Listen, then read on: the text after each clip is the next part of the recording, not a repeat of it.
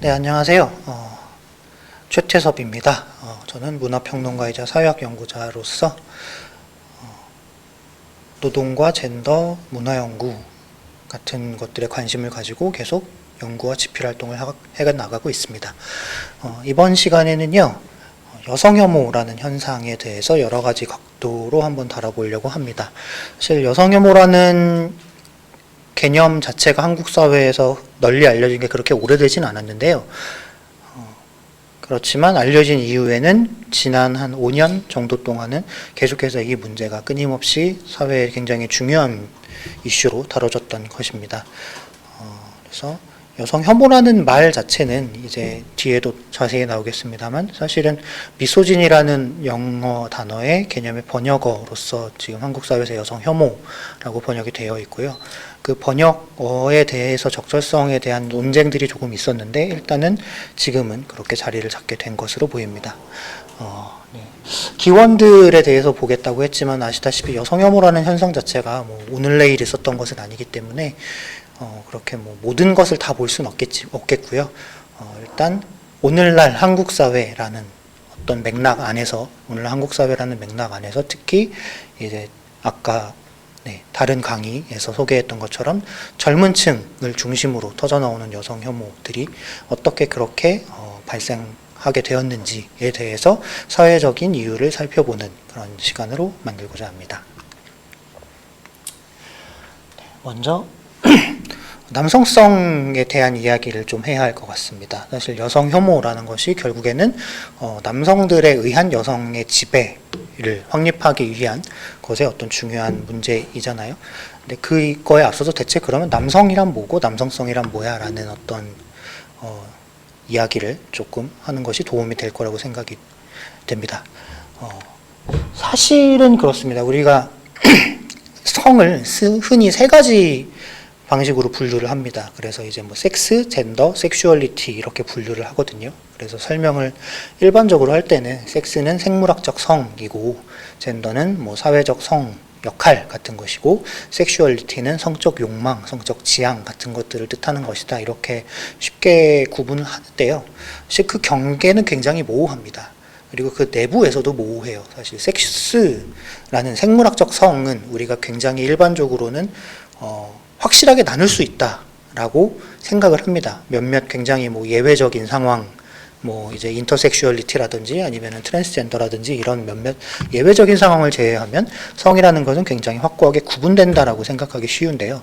사실 최신 과학의 연구 결과들에 의하면 꼭 그렇지만은 않다는 것이 또 최근의 이야기입니다. 자, 그래서 이 코넬리아 파인은 심리학자고요. 이분이 이제 이런 과학적인 저술 같은 거를 굉장히 재미있게 잘 쓰시는 분인데 이분이 이제 최신의 연구들을 종합해서 만든 테스토스테론 렉스라는 제목의 책에서 나온 내용입니다. 보시면 현대 성결정 과학이 여성의 발달이 남성의 발달만큼 능동적이고 복잡하다는 사실을 인정하고 또 다른 건 성결정에 많은 유전자들이 관련되어 있다는 점이다라는 겁니다. 그래서 Y 염색체에 또 있지만 X 염색체의 몇몇 유전자도 있고 다른 염색체에 있는 수십 가지 유전자도 포함되어 있고요. 성결정은 굉장히 복잡한 과정이다. 단순히 뭐 XX와 XY 그런 유전자 염색체 하나로 나뉘는 그런 것이 아니라 굉장히 복잡한 과정이고 또 SRY 유전자 하나만으로 남성 특유의 발달이 시작된다고 보았던 단순한 예전 시나리오와 달리 생식선의 정체성은 대립되는 두 유전자 활동 네트워크 간의 경쟁을 통해 나타난다라는 것이 이제 최근의 과학 연구에서 이 성별 결정에 대해서 보고 있는 관점입니다. 이 두 가지 그림이 있는데요. 하나는 스위치 그림이고 하나는 다이얼입니다. 그런데 우리는 대부분 사실은 생물학적 성이라는 것이 이 스위치 모델에 가깝다고 생각을 합니다. 그러니까 1이면 남자, 0이면 여자 이런 식으로 생각하기 쉽잖아요. 딱딱 끊어지는 거라고. 하지만 실제로 생물학적 성이라는 것을 분석해보면 이런 다이얼 모델에 가깝다는 겁니다. 다이얼은 1부터 100까지 있고 그 사이에 무한히 많은 것들이 있죠. 사실은 그런 것처럼 사실 생물학적 성도 이렇게 남자 여자로 딱 나뉘는 게 아니라 그 사이에 어딘가쯤에 우리가 다 위치되어 있다라는 것이 이제 최근 과학의 연구라는 거죠. 좀 더 자세하게 보면요. 가령 최근에 생물학적 성차의 증거로 계속해서 등장하고 있었던 것이 이제 이른바 뇌과학 연구였습니다. 그런데 각자 다른 연구에서 만들어진 1,400개의 인간 뇌 이미지를 대상으로 한 메타 연구가 있었습니다. 대체로 이 뇌를 연구할 때 그 fMRI라는 기술을 사용해서 찍게 됩니다. 그러니까 그게 이제 자기공명 영상 촬영이죠. 그런데 아시다시피 MRI가 굉장히 비싸잖아요. 그래서 이런 연구를 할 때는 대부분 실험군을 소규모로 잡게 됩니다. 그래서 뭐 가령 20명, 남자 10명, 여자 10명을 데려다가 연구를 했더니 뭐 이렇게 나왔다, 이런 식으로 결과가 나오는데, 메타 연구는 이제 그런 적은 샘플에서 오는 어떤 문제를 보완해 줄 수 있는 중요한 수단이죠. 그래서 1,400개라는 제법 큰 데이터를 모아가지고 연구를 해봤더니 결과가 어떻게 나왔냐면, 어떤 데이터셋에서도 확연한 성별에 따른 뇌 활동의 차이는 발견되지 않았다라는 게 이 결론입니다. 그래서 통계적으로 추출된 가장 극단적인 특성을 가지니까 완전 남자뇌, 완전 여자뇌라고 분류할 수 있을 법한 그런 것은 0에서 8%에 그쳤다는 거죠. 나머지는 다 이렇게 섞여 있었다는 겁니다. 이른바 남성적 특성과 여성적 특성이라고 우리가 쉽게 분류하는 어떤 것들이. 그래서 연구진은 인간의 뇌는 두 개의 뚜렷이 다른 종류, 즉 남성뇌와 여성뇌로 분류되지 않는다라고 결론을 내립니다. 최근에 이거 관련된 책이 한국 사회에서 이제 한국에 번역돼서 나오기도 했습니다.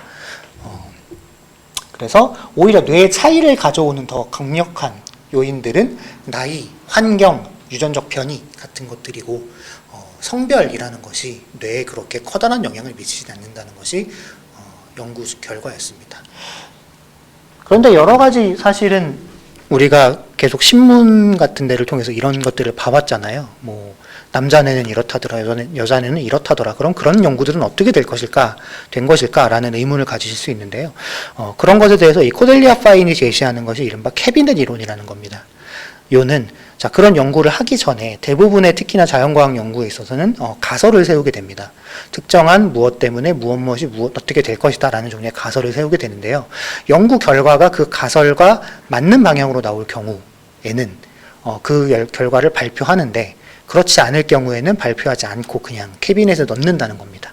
그 결과 우리는 수많은 뇌에 대한 연구에서 성차가 확연히 드러나는 연구들에 대한 결과만 볼 수 있었던 거고, 그렇지 않은 연구들에 대해서는 볼 수 없었던 거죠. 그리고 그럴 수밖에 없는 것들이 사실 대부분의 연구에는 굉장히 많은 돈이 들고, 특히나 이제 그게 자연과학 연구라면 더더욱 그렇죠. 그 돈을 대는 주체가 누구냐에 따라서 연구의 방향성이나 이런 것들에 영향을 받습니다. 그리고 마찬가지로 과학자들도 사람이기 때문에 그 사람이 평소에 가지고 있는 여러 가지 편견 같은 것들도 연구에 영향을 미칩니다. 어떻게 해석을 할 것인지, 데이터에 대해서도 그렇겠죠.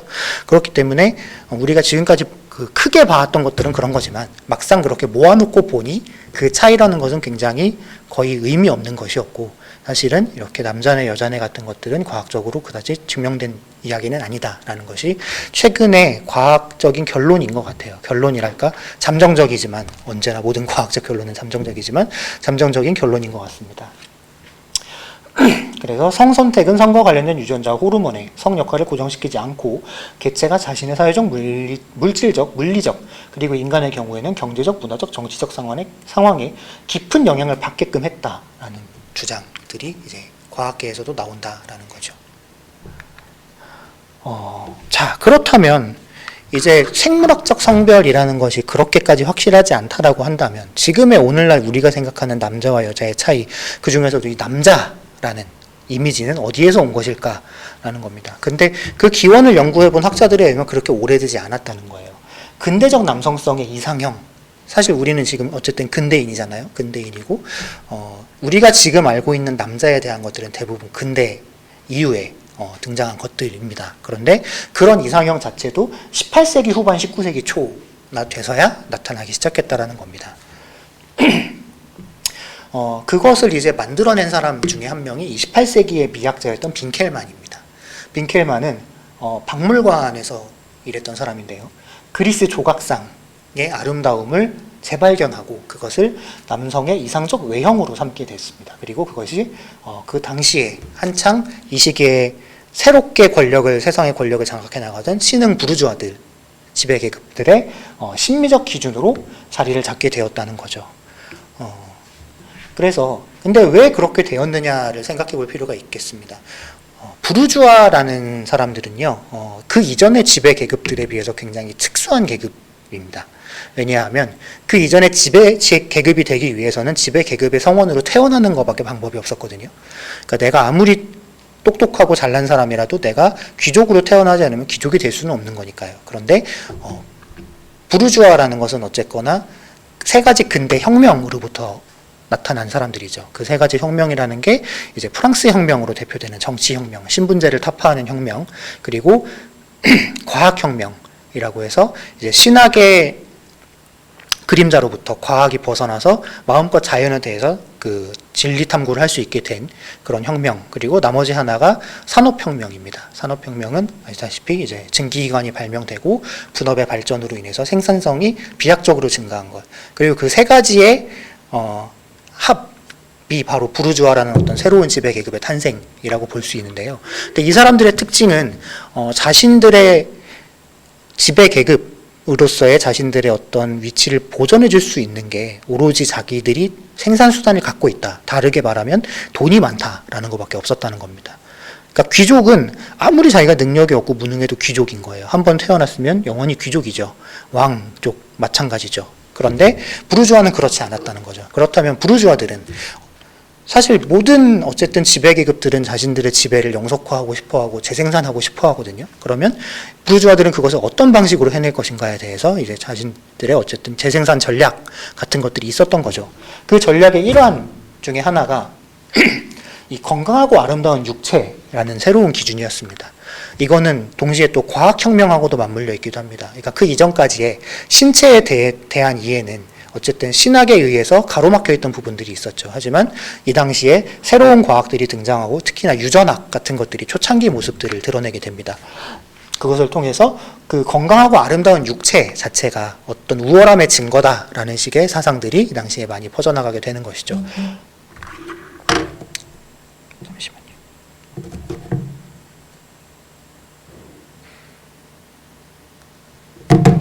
그 결과 결국에는 이런 그리스 조각상 같은 몸매를 갖는 것, 자기 몸을 단련하고 아름다운 그것 중에 하나는 병들지 않는 것이 굉장히 중요했어요. 그러니까 질병 자체가 어떤 궁핍함의 상징이자 그리고 동시에 어떤 우월하지 않은 것의 증표처럼 여겨졌던 시기였습니다. 그래서 이 당시에 이제 부르주아들은 이른바 이 당시를 그 유럽에서는 빅토리아 시대라고 흔히들 많이 부르는 시대인데요. 이 당시에 이제 대부분의 부르주아들은 정략 결혼을 했습니다. 그러니까 결혼 자체가 자신들의 계급 재생산과 재산 증식을 위한 어떤 되게 중요한 거래였는데 그 과정에서 또 하나 중요했던 것이 이제 얼마나 저 집안이 건강한가 같은 거였기도 하다는 거예요. 그래서 이제 뭐 그 집안에 장애인이 있는지 아니면은 뭐 병자가 있는지 이런 것들까지도 정략 결혼할 때 체크를 하고 그래서 뭐 병자를 안 보이는 곳에 숨겨놓고 하는 식으로 준비를 했었다는 것이죠. 그래서 근데 사실 그럴 수밖에 없었던 게 아시겠지만 이 시기에 그 부르주아가 아닌 일반 노동 계급이라고 불리는 사람들의 처우라는 것이 정말 말도 안 됐기 때문이죠. 산업혁명 초창기에 이제 그 노동자 계급의 평균 수명 같은 거를 해보면 30세 전후였다고 하죠. 그러니까 이 사람들은 5살 정도 때부터 일을 하기 시작해가지고 30세 즈음에 죽는 거예요. 그것이 이제 노동자 계급의 일반적인 어떤 상황이었고 반면에 부르주아들은 그러지 않아도 되기 때문에 건강하게 오래오래 살 수 있었던 거죠. 그것은 이제 그런 건강함이라는 것 자체가 하나의 계급적 표지가 될 수 있는 시대적 배경이 있었다라는 것이 되겠죠. 그래서 이 부르주아들의 자기 규율이 이후에 사회 통치 이념으로서 자리 잡게 된 어떤 케이스. 근데 대부분의 사실은 오늘날 우리가 알고 있는 일반적인 어떤 통념과 질서와 커먼센스 같은 것들은 이런 것들이 굉장히 많습니다. 처음에는 지배계급을 위한 지배계급의 무언가였던 것이 점점 사회 전반으로 확산되는 과정을 통해서 이제 모든 사람들의 상식이 되어가고 그것이 이제 일반화되는 그런 과정들이 굉장히 많았습니다. 근대 이후의 사회에서는 굉장히 그랬죠. 근데 이 필요가 있었어요. 이 당시에는. 왜냐하면 특히나 민족주의와 계몽주의라는 것이 굉장히 대두하게 됩니다. 그리고 남성들을 공장과 전장으로 보내야 될 필요성이 굉장히 높아졌죠. 이 당시에는 끊임없이 이제 뭐 팽창 전쟁, 식민지를 두고 벌이는 전쟁, 온갖 전쟁들이 계속해서 있었던 시기고, 또 공장을 계속 돌려가지고 생산을 해서 뭐 그 부를 쌓고 이런 것들이 굉장히 중요했던 시기거든요. 하지만 대부분의 이 당시만 해도 이제 초창기 노동자 계급이 어떻게 만들어졌냐에 대해서 마르크스가 굉장히 잘 설명한 바가 있죠. 이른바 앵클로저 운동이라는 걸 통해서 그렇게 됐다라는 건데, 앵클로저 운동은 이제 중세에 이른바 흔히 농노라고 불리는 농민들이 이제 영지 안에서 농사를 지어서 그걸로 먹고 살았는데, 영주들이 거기에다가 양을 키워서 그 양털을 가지고서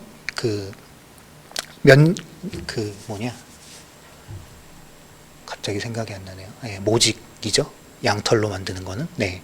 모직을 만드는 것이, 옷감을 만드는 게 훨씬 더 돈이 많이 된다라는 걸 깨닫고 울타리를 쳐가지고 그 농민들을 내쫓기 시작한 게 이제 이른바 우리가 앵클로저 운동이라고 고등학교 사회 시간쯤에 아마 배우는 거라고 기억하는데, 이죠. 그렇게 쫓겨난 그 농민들이 다 대도시로 몰려가서 도시 빈민이 됩니다. 그리고 그 도시 빈민들을 공장에 데려다가 일을 시키기 시작한 게 이른바 노동계급의 시초라고 얘기가 되죠. 근데 문제는 이 사람들이 다 농민들이었잖아요. 농업의 리듬이라는 건 물론 농업이 굉장히 고된 일이긴 합니다만 어쨌거나 1년 자연의 흐름에 맞춰서 가는 노동이고 1년이라는 굉장히 긴 시간 동안에 맞춰서 가는 노동이잖아요. 하지만 공장의 노동은 어떻습니까? 그렇지 않죠. 공장의 노동은 기계에 사람이 맞춰야 되는 노동이고 하루에 얼만큼씩 1분에 얼만큼씩 이런 식으로 정해져 있는 노동이죠. 그러니까 이 사람들에겐 그게 견디기가 너무 힘들었던 거예요. 그래서 이 사람들을 노동자로 교육시키기 위해서 굉장히 많은 고려들이 있었습니다. 먼저 급여 체계의 변화. 우리가 지금은 다들 월급을 받잖아요. 하지만 처음에는 1급이었습니다. 그날 일하면 그날 돈을 주는 건데, 문제는 오늘 일 시키고 돈을 줬더니 다음날 안 나오는 거죠. 그러면 이게 지속성이 떨어지잖아요. 그래서 이제 주급으로 바꾸고 월급으로 바꾼 게 우리가 지금 받게 되는 월급의 실체입니다. 최근에 이제 연봉으로 주죠. 네. 그걸 뭐 1년에 한 번씩 주는 건 아니지만 하여튼 다 여러분들을 길들이기 위한 것이다. 이런 것들을 염두에 두시고요. 종교. 끊임없이 종교에서 그 근면 성실할 것을 요구하고 가족들을 뭐 먹여 살리고 해야 된다는 것을 이제 그 설교 같은 것들을 통해서 설파하던 시기가 이 시기입니다. 그 같은 것들을 통한 노동교화가 있었고요. 그리고 구빈원이라는 것들이 이 당시에 유럽에 막 생겨납니다. 그러니까 구빈원은 지금 말만 들어서는 굉장히 좋은 기관일 것 같잖아요. 가난한 사람들을 구원한다 뭐 이런 뜻이니까. 근데 실제로는 어떤 거였냐면 그냥 이제 말 그대로 가난한 사람들을 데려다가 굉장히 열악한 처우에 놓고 최소한의 것만 주고 강제 노동도 시키고 하는 그런 식의 강제 수용소에 가까운 것이었습니다. 그러니까 구빈원의 처지가 좋으면 안 된다는 게 이 당시에는 상식이었어요. 왜냐하면 구빈원이 너무 좋으면 사람들이 일 안 하고 다 구빈원에 몰려올 것이기 때문에. 그래서 구빈원의 처우는 굉장히 열악하게 일부러 해놓고, 그래서 사람들이 못 이기고 뛰쳐나가서 일을 하도록 만드는 것이 사실상 구빈원이었던 겁니다. 그런 것들을 통해서 이 사람들을 노동자로서 교육시키는 과정이 있습니다. 그런데 그 과정에서 당연히 어쨌거나 이 생산성을 만들어내는 핵심이 됐던 건 남성들의 집약적인 노동력이었던 거죠. 그리고 마찬가지로 전쟁을 위해서도 남성들의 집약적인 어떤 무력 같은 것들이 필요했던 것이고요. 그런 필요에 의해서 이 남성성이라는 새로운 이념이 근대를 거쳐서 널리 퍼지기 시작한다는 겁니다. 그리고 세계 1차 대전을 거치면서 이 남성의 이상형이라는 것이 강화되기 시작했다라는 견해가 있습니다. 이제 이른바 시인과 전사의 조화. 뭐 지금 들으면 무슨 얘기인지 딱 알 수 있지만 사실 이 두 가지는 굉장히 대립되는 개념이잖아요. 다른 사람의 목숨을 빼앗는 어떤 잔혹한 전사와 그 아름다움을 찬양하는 시인 사이에 어떤 교집합이 있을까요? 하지만 지금 우리가 이런 조합들을 굉장히 아무렇지도 않게 그럴 수 있다라고 생각하게 된 것도 따지고 보면 최근의 일이다라는 이야기죠. 대의를 위한 희생을 찬양하게 되고요. 전쟁이라는 것을 남성이 되는 자유, 진정한 남자가 되려면 전쟁에 나가서 싸워야 된다는 식의 자유로 인식하게 되고, 이런 인식들 그리고 이런 근대적 남성성을 가장 적극적으로 채용한 것이 누구냐면 바로 나치였습니다. 적극적으로 선전에 활용하기 시작했죠. 대표적으로 이제 아리안족의 외모에 부합한다라는 이유만으로 당의 간부로 사람을 채용할 정도였습니다. 그런데 생각해 보시면 그렇습니다. 이렇게 단간부를 아무렇게나 채용할 수밖에 없었던 이유는 무엇일까요? 그만큼 그 이상에 부합하는 사람, 남자가 많지 않았다는 뜻과 마찬가지겠죠. 아리안족의 이상적인 외형, 그 당시에 뭐 나치 프로파간다 같은 거 보시면 그 휴고보스가 만든 멋있는 군복을 입은 역삼각형 꼴의 그 파란 눈의 금발의 그런 남자 나오잖아요. 근육질에. 근데 그런 사람 자체가 많이 없었기 때문에 그런 사람이 희귀하니까 데려다가 당에 간부를 시켰던 거겠죠. 그래서 그 부합하는 남성을 찾아내는 것이 사실상 불가능에 가깝다는 겁니다. 사실 생각해보면 대표적으로 나치의 선전장이었던 괴벨스는 장애인이었습니다. 하지만 나치는 장애인을 강제 수용소에 몰아넣고 강제 불임 시술을 시키고 심지어 뭐 죽이기도 했죠. 그런 것들을 보면 어쨌거나 자기네들이 만들어낸 이상에 자기네들도 사실은 부합하지 않았으나 어디까지나 그것이 다 어떤 선정과 선동을 위해서 만들어진 것들이었다라는 것이죠.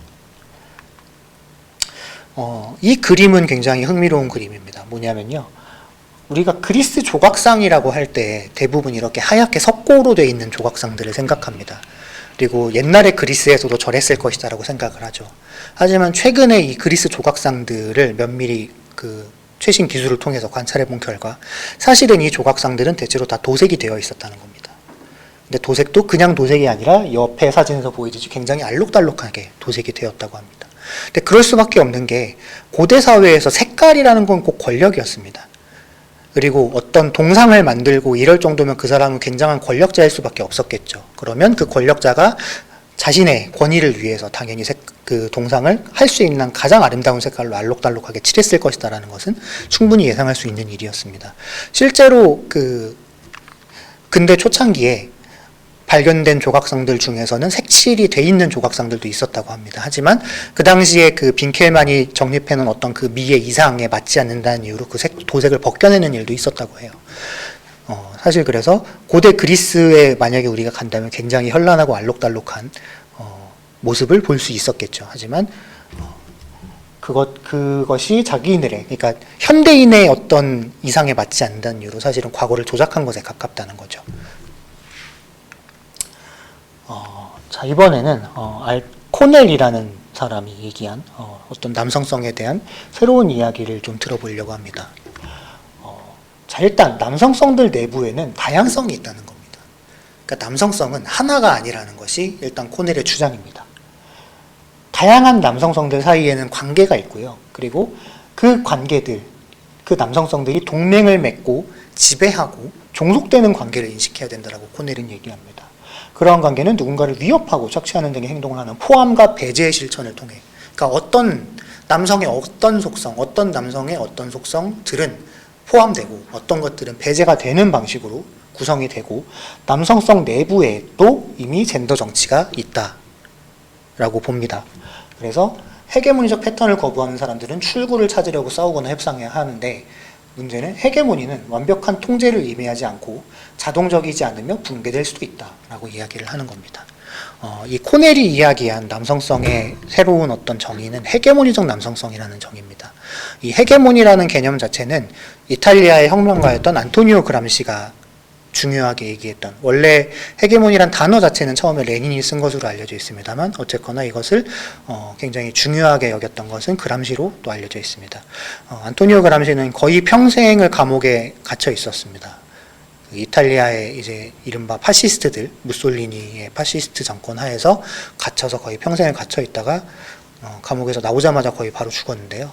그 감옥에서 써서 밖으로 보냈던 편지들이 지금 모여서 이제 옥중수고라는 형태로 모여 있습니다. 근데 거기에서 끊임없이 헤게모니에 대한 이야기를 하는데, 결국 헤게모니라는 게 뭐냐면 이탈리아의 당시의 상황을 놓고 보면 여기는 어떤 계급혁명이 일어나야 하는데 그럼에도 불구하고 오히려 파시스트들이 정권을 잡게 되었다. 왜 그렇게 됐는가에 대한 고민을 하는 것에서 시작합니다. 그래서 혁명이 어떤 기존의 막수주의적 관점에서 봤을 때의 그런 자동적인 방식, 뭐 경제적 여건이 갖춰지면 자동으로 발생하는 것이 아니라 그것을 하기 위해서는 이른바 상부구조라고 불리는 어떤 것, 그러니까 문화, 정치, 법, 도덕 같은 것들, 종교 같은 것들의 영향력이 중요하다라는 생각을 하게 된 겁니다. 그래서 헤게모니는 요즘에는 어쨌든 지배를 뜻하는 말로 쓰입니다. 그렇죠?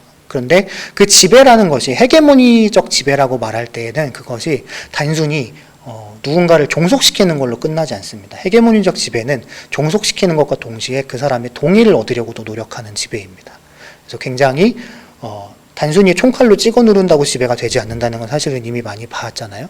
그것을 그렇게 또 하면서 그런 어떤 무력과 물리력을 통한 지배도 하면서 동시에 어떤 문화적이고 도덕적인 리더십 같은 것들도 가져가면서 문화적으로 지배하는 것, 그리고 그걸 통해서 어느 정도 피지배 계층의 동의를 이끌어내는 것이 헤게모니적 지배의 상태라고 봅니다.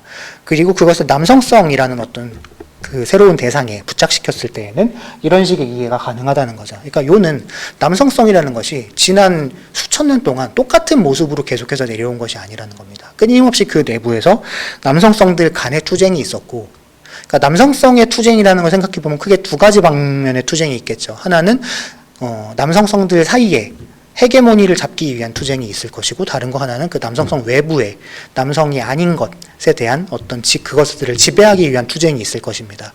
그 두 가지 투쟁을 통해서 헤게모니적 남성성이라는 것이 계속해서 모습을 바꿔오면서 존재해 왔다라는 것이고, 그렇다면 그것은 여기서 말하듯이 자동적이지 않다. 첫째로 그것이 뭐 당연하고 꼭 그렇게 지배를 해야 되기 때문에 해왔던 것이 아니다. 그것은 어디까지나 굉장히 이런 투쟁의 산물이었다라고 보는 겁니다. 동시에 붕괴될 수도 있는 것이죠. 그 헤게모니는 서로의 이해관계가 맞지 않거나 아니면은 그 외부에 어떤 더 강력한 헤게모니가 나타나거나 하면 붕괴될 수도 있는 것이죠.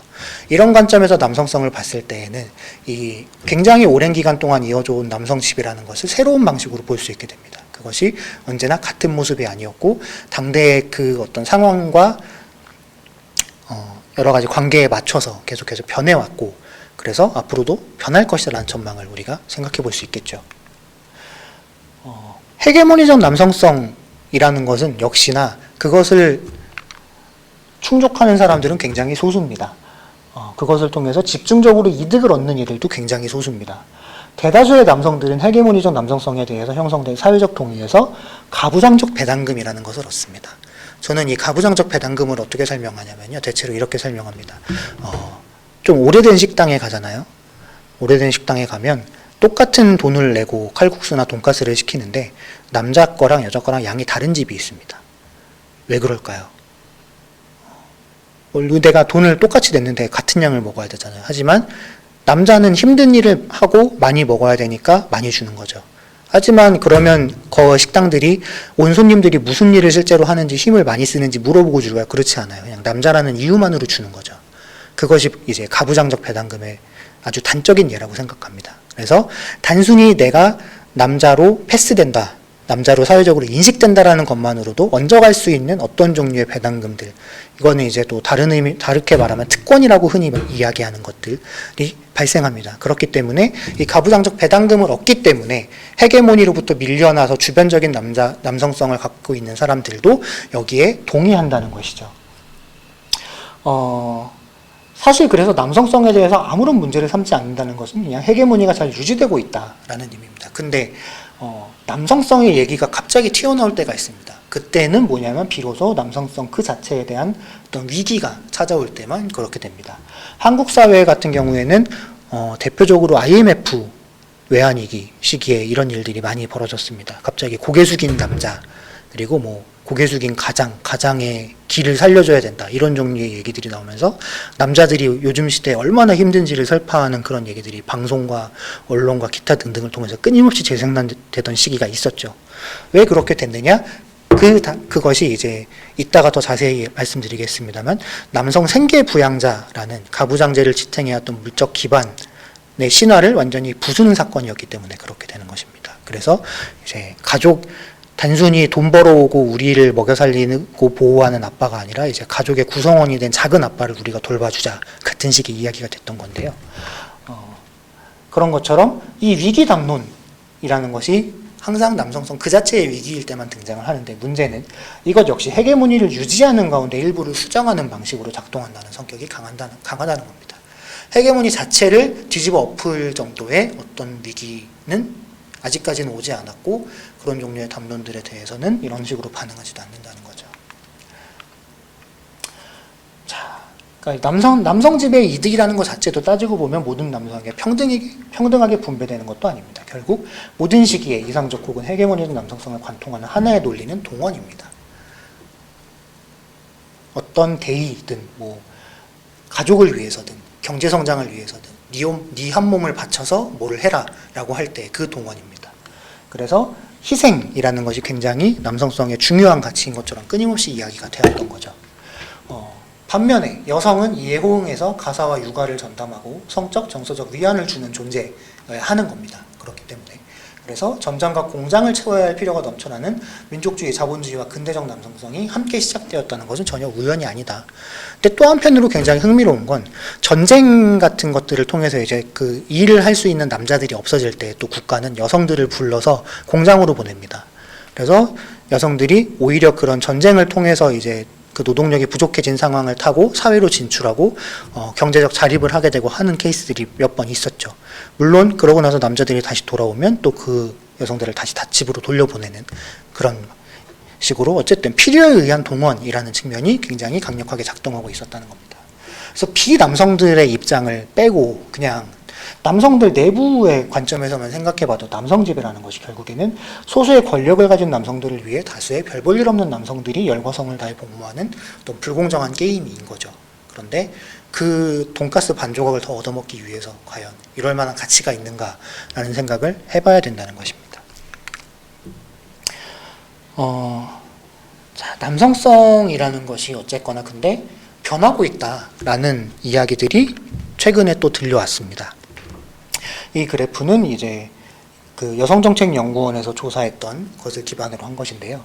20대와 50대 남성의 비교입니다. 그런데 흥미로운 건 두 그래프가 굉장히 많이 다르다는 걸 볼 수 있습니다. 그래서 가령 군복무에 대한 부정적 인식 같은 거는 20대에서 엄청나게 크고요. 그리고 이제 뭐 가령 50대 남성 중에 적대적 성차별주의적 성향을 가진 사람이 가장 불안해하는 것은 남성성을 상실할까봐인데 반면에 20대 남성들은 군복무가 제일 큰 문제인 겁니다. 그리고 이제 뭐 지방에 사는 남성, 과도기적인 어떤 성향을 갖고 있는 남성 뭐 이런 것이 크고 그 다음에 남성성을 상실할까봐 불안에 떠는 20대 남성 그렇게 많지 않다라는 거죠. 자, 20대와 50대의 반페미니즘 요인을 보면요. 가장 영향을 많이 미치는 게 다르다는 겁니다. 그래서 역시나 군복무가 제일 크고 뭐 남초 커뮤니티, 그다음에 뭐 기타 등등 이런 게 20대 남성들이라면 여기는 이 글자가 어떤 글자죠? 하층. 네. 계급적 요인이 크고 여전히 남성성을 상실할까봐 불안에 떠는 것이 크고 그래서 이제 50대 같은 경우에는 전통적인 의미의 남성성을 상실하는 것에 대한 어떤 공포가 굉장히 크다면 20대는 그거보다는 어떤 자신의 사회적인 불만 같은 것들을 중심으로 생각하는 경향이 굉장히 크다라는 거죠. 그래서 지금부터 본격적으로 한번 이 문제에 대해서 생각을 해보도록 하겠습니다.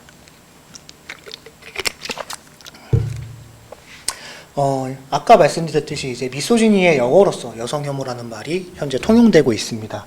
여성혐오는 여성에 대한 혐오, 멸시, 반여성적 편견 같은 것들의 총칭입니다. 특정인의 폭력적인 행위나 정서만을 지칭하는 개념이 아닙니다.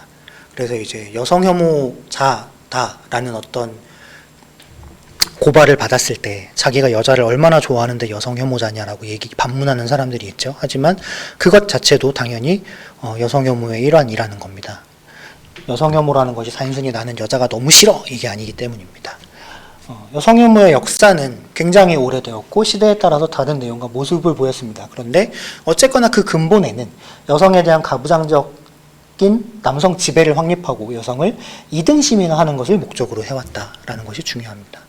이것이 따지고 보면 다른 종류의 혐오랑은 조금 좀 다를 수 있는 여성혐오의 특성이라고 볼 수 있습니다. 왜냐하면 대부분의 소수자에 대한 혐오들은 그 소수자를 이 사회로부터 몰아내야 된다라는 식의 인식들을 가지고 있는 경우가 많습니다. 그 소수자들이 사회를 오염시키고 그러기 때문에 정화해야 된다 이런 식의 인식들을 많이 갖는데 여성혐오는 사실은 그 여성이 나에게 필요 없는 존재가 아니고 반드시 필요한 존재이기 때문에 그래서 그 여성을 어떤 종속적인 지위에 묶어두기 위해서 이루어지는 경우가 많습니다. 그렇기 때문에 혐오의 양상이나 목적 자체가 다른 혐오랑은 조금 다르게 굴러가는 면들이 분명히 있는 거죠. 그래서 끊임없이 가령 안티페미니스트들이나 여성 혐오적인 언행을 막 하는 사람들도 보면 항상 그것이 모든 여성이라고 얘기하지 않는 경우가 많습니다. 그래서 특정한 어떤 여성들에 대한 것이다 라고 얘기를 하면서 그것을 통해 다른 여성들에 대한 메시지를 계속해서 보내는 형식이 굉장히 많죠.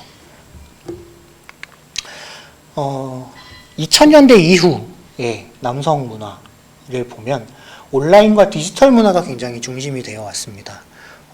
한국에 이제 인터넷이 상용화된 게 90년대 말 정도고, PC가 막 열심히 보급된 것도 그쯤 되죠. 그 이전까지 컴퓨터는 여전히 약간 좀 멀리 있는 물건이었다면, 90년대를 거치면서 한국 사회 컴퓨터가 굉장히 흔한 물건, 당연한 물건이 됩니다. 지금은 이제 스마트폰이 그것을 또 대체했고요. 그래서 온라인과 디지털 문화라는 것이 그렇게 뭐 완전히 옛날 옛적부터 계속해서 전해져 내려온 것은 아니고 90년대는 돼야지 그때서 이제 사람과 사람끼리 전화나 만나는 것이 아니라 PC, 컴퓨터를 통해서 이어질 수 있다라는 생각을 사람들이 하게 된 겁니다. 근데 남성들의 온라인 디지털 활동의 핵심이 무엇이냐를 꼽아보면 결국에는 게임, 커뮤니티, 개인 방송, 그리고 포르노 같은 것들입니다. 그리고 각각의 영역들은 대체로 남초의 영역입니다.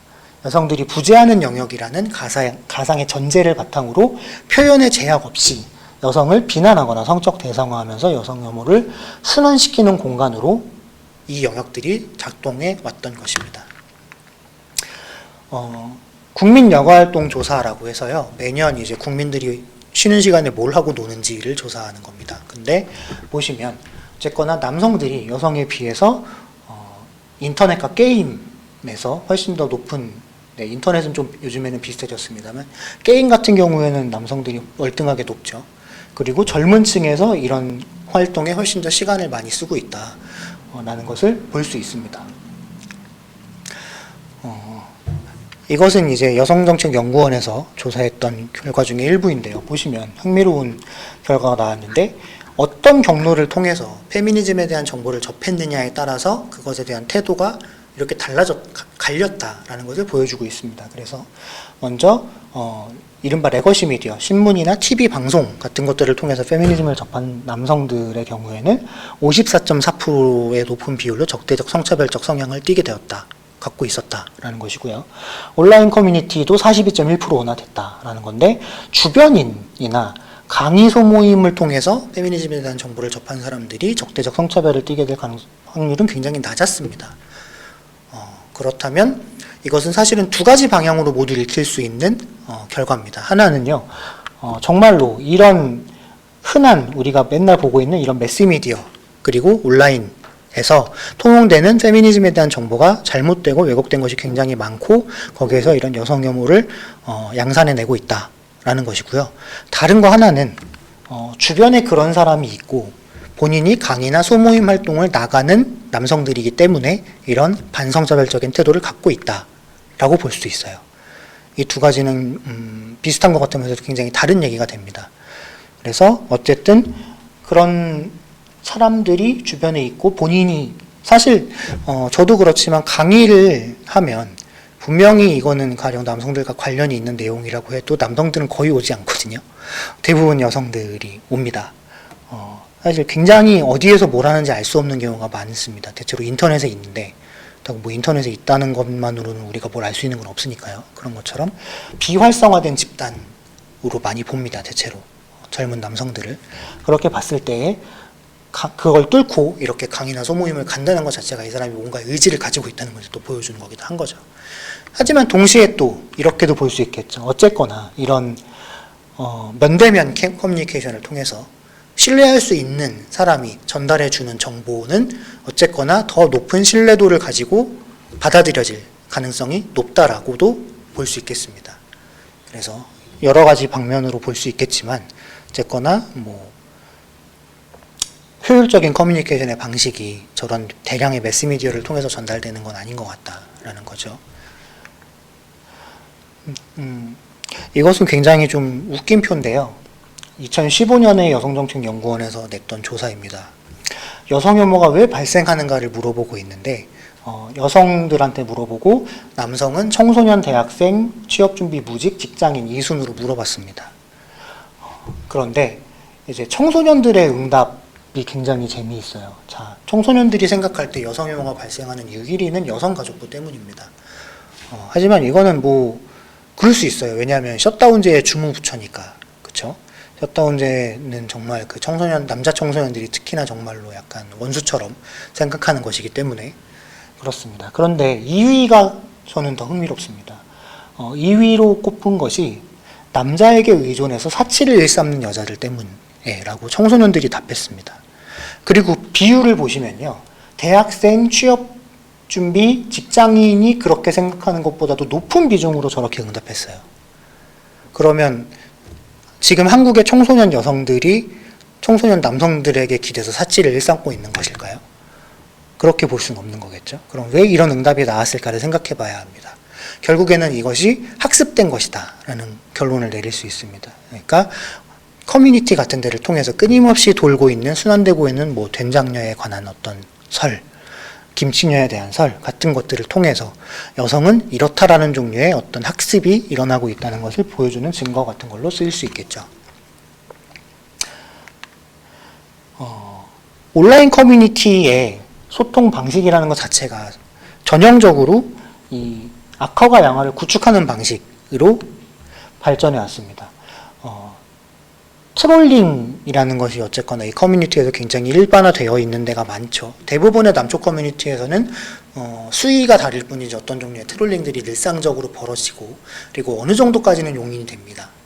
그래서 온라인상의 고의적인 방해 적대 행위들인데요. 이 트롤링이라는 것이 그것에 적응하지 못하는 이들은 커뮤니티를 떠나게 되거나 커뮤니케이션으로부터 이탈하게 됩니다.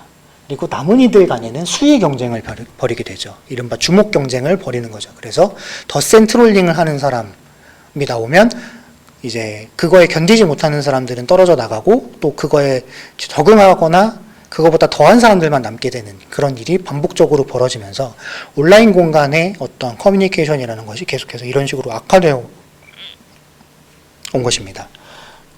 그래서 이 트롤링의 방식과 강도가 점점 상승하게 되는, 에스컬레이션 되는 효과가 결국에는 온라인 커뮤니케이션에서 자주 나타나게 된다라는 거고요. 여성 유저들이 이 안에서 어떤 일을 겪게 되느냐. 첫째로 여자라는 걸 만약에 밝히게 되면 진짜 여자이냐라는 것을 의심받게 됩니다. 이와 관련해서 최근에 굉장히 흥미로운 일이 있었죠. 이제 그 남성들의 어떤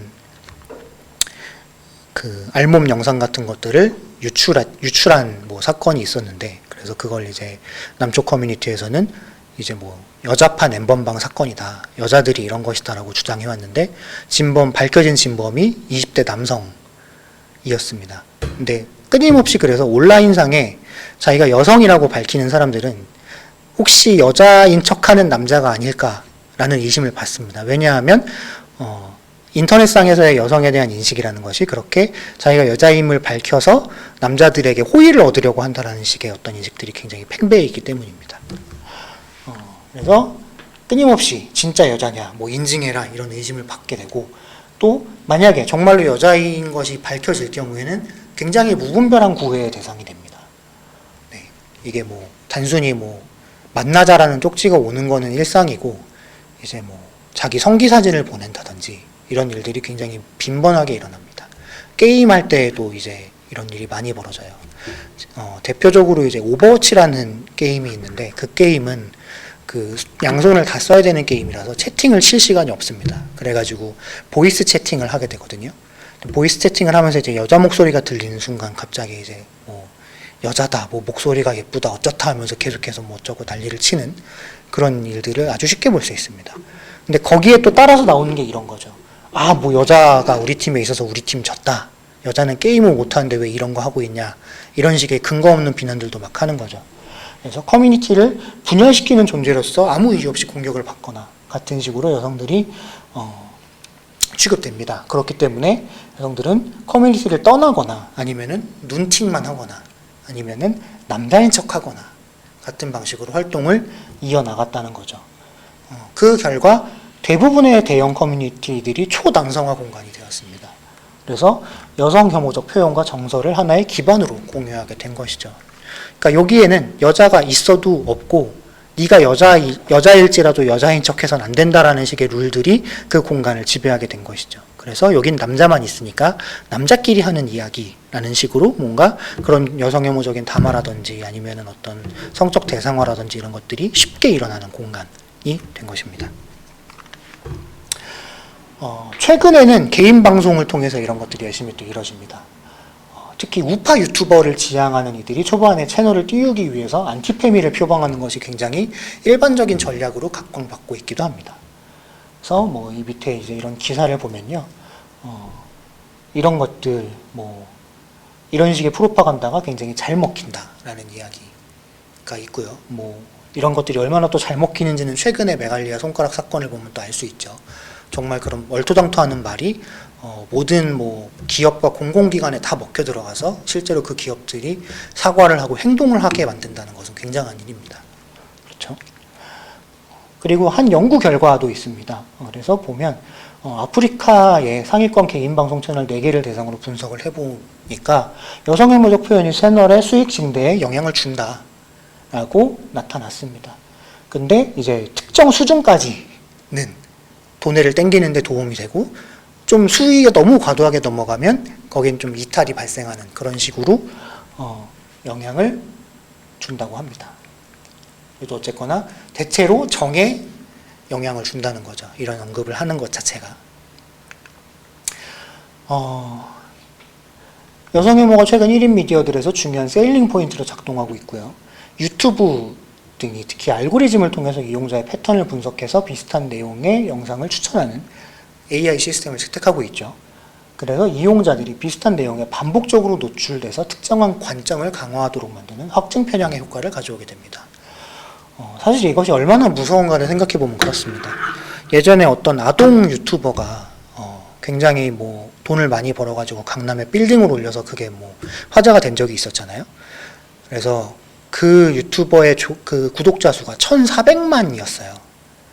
네, 1,400만인데 저는 그 사건이 있기 전까지 그 유튜버의 존재 자체를 몰랐습니다. 저도 유튜버 정말 남부럽지 않게 보거든요. 그렇다는 것은 뭐냐? 그만큼 알고리즘이 강력하게 작동해서 1,400만 구독자의 한국인 유튜버에 대해서 내가 그 존재조차도 모르게 만든다는 겁니다. 1,400만이면 우리나라 국민의 4분의 1이 알고 있는 거잖아요. 근데 저는 몰랐던 거예요. 4분의 1이 아니었던 거예요. 그만큼 이 알고리즘이라는 것이 굉장하게 우리를 확증 편향 속으로 빠뜨립니다. 그러니까 단순히 뭐 나의 의견을 바꿀 수 있는 종류의 영상이 나오지 않는다 뿐만이 아니라 그냥 세계가 이거밖에 없다라고 생각하게 만드는 그런 효과를 만들어주는 거죠. 특히나 요즘처럼 레거시 미디어들의 신뢰성이 저하한 상황 속에서 각자가 자신의 입맛에 맞는 사실을 편향적으로 취합하는 탈진실의 경향이 강해지면서 편견에 의거한 혐오가 더 거대한 비즈니스이자 정치적 선전의 장이 되고 있습니다. 실제로 이제 최근에 어떤 사회적 사건들 같은 경우에는 그것이 이제 사실상 그다지 의혹이 될 만한 일이 없었음에도 불구하고 끊임없이 유튜브 같은 데를 통해서 뭐가 의혹이 있다라는 식으로 얘기를 하고 실제로 그걸 통해서 사람들이 뭐 행동을 하기도 하고 실제로 뭐 또 경찰이나 이런 데 압박이 가기도 하고 했는데 결론적으로는 아무것도 없었죠. 그런데 이제 그 마지막에 그 사람들이 한 말이 우리는 유튜브만 믿는다, 유튜브만 진실이다 이런 식의 이야기들을 많이 했는데 이와 관련해서 이제 되게 재밌는 다큐멘터리가 하나 있었는데 넷플릭스에 그 플랫어스라는 다큐가 있어요. 그러니까 지구 평평설을 주장하는 미국인들에 대한 다큐멘터리인데 정말 보고 있으면 약간 좀 암담하면서도 흥미롭습니다. 굉장히 지구가 평평하다고 믿는 사람들이 저렇게나 많고 그 사람들이 뭔가 계속해서 끊임없이 뭔가를 모여서 하고 그걸로 돈도 벌고 막 그러고 있다는 건데요. 근데 그 다큐멘터리에서도 보면 나타나는 게 그냥 내가 사람들은 모르는 진실을 알고 있어. 나는 정말로 진짜 진실을 알고 있어. 라는 것 자체가 그 사람들에게 굉장히 거대한 동력이자 유인이 된다는 것을 보여줍니다. 그런 것처럼 그러니까 사실 그 사람들도 자기네들은 진실을 알고 싶어하고 진실을 알리는 사람이라고 얘기를 해요. 진실과 전혀 다르지만. 근데 어쨌든 그 태도 자체는 과연 뭐 다른 사람들과 얼마나 다른가를 생각해보면 확신이 없는 거죠. 일단은 미디어의 문제가 이렇게 있었다면요. 미디어와 문화의 문제가 있었다면 두 번째 문제는 군복무 문제입니다.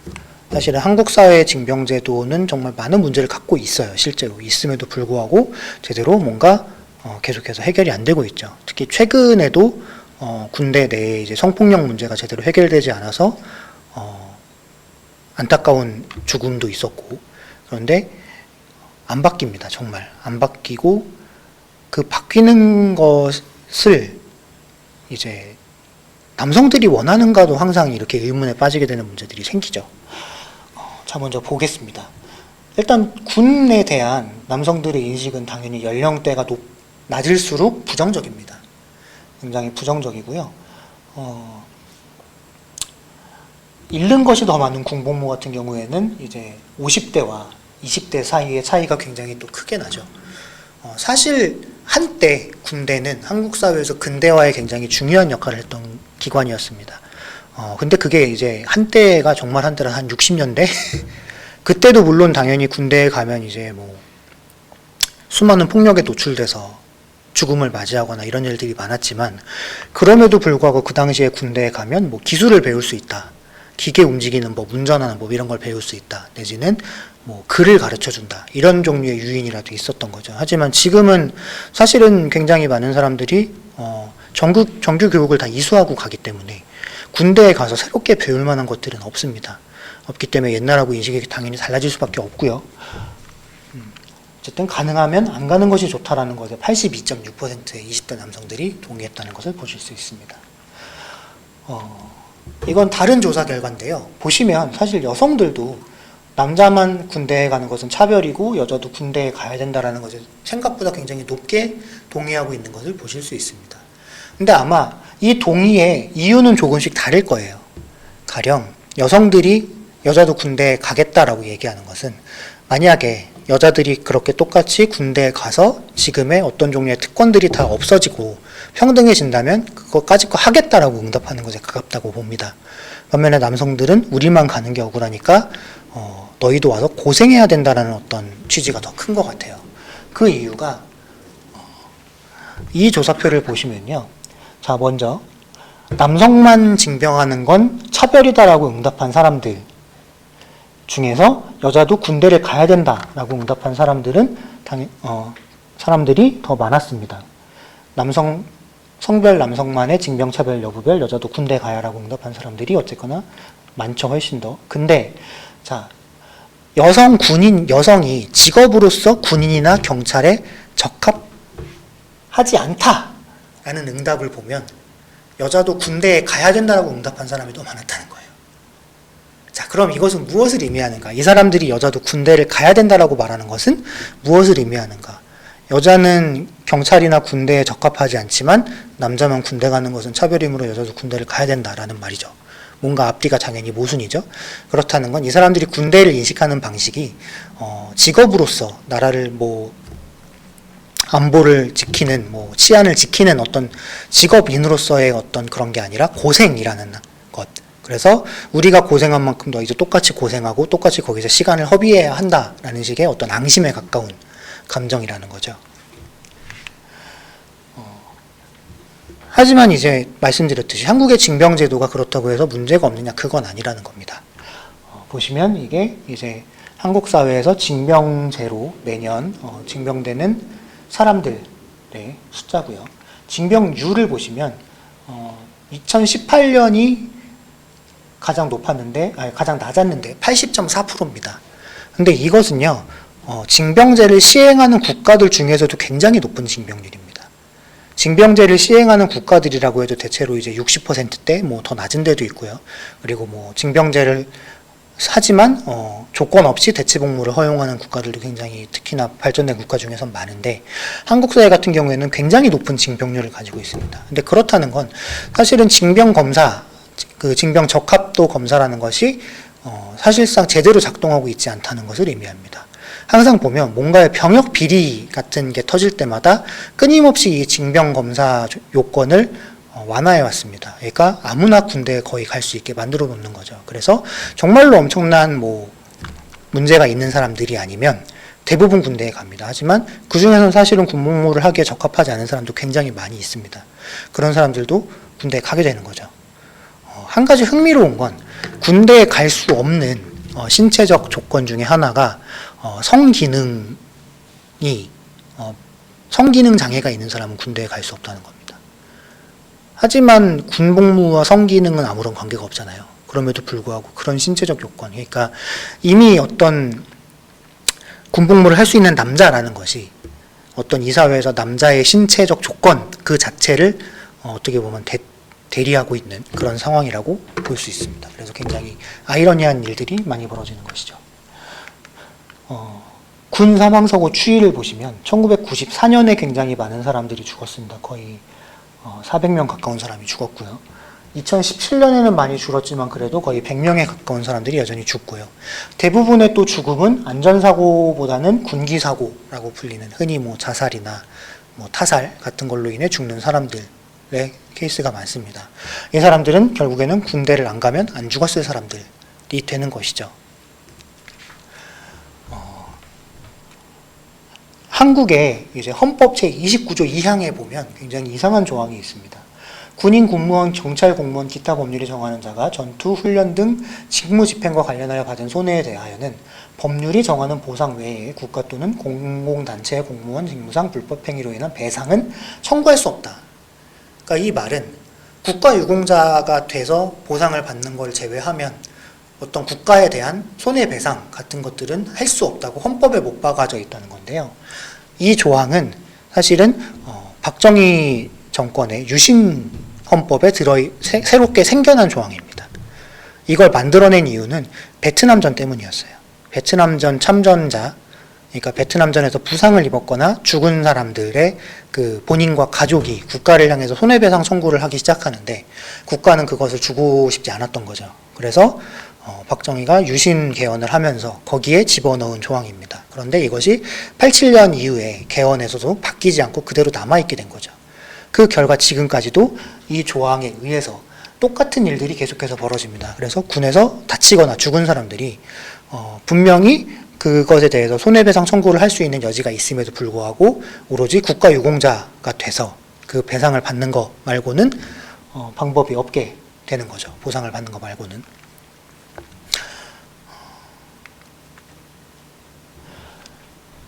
자, 이것은 뭐냐면요. 이제 1999년에 헌법재판소가 군가산점 위헌 판결을 내립니다. 그 이유는 이런 거예요.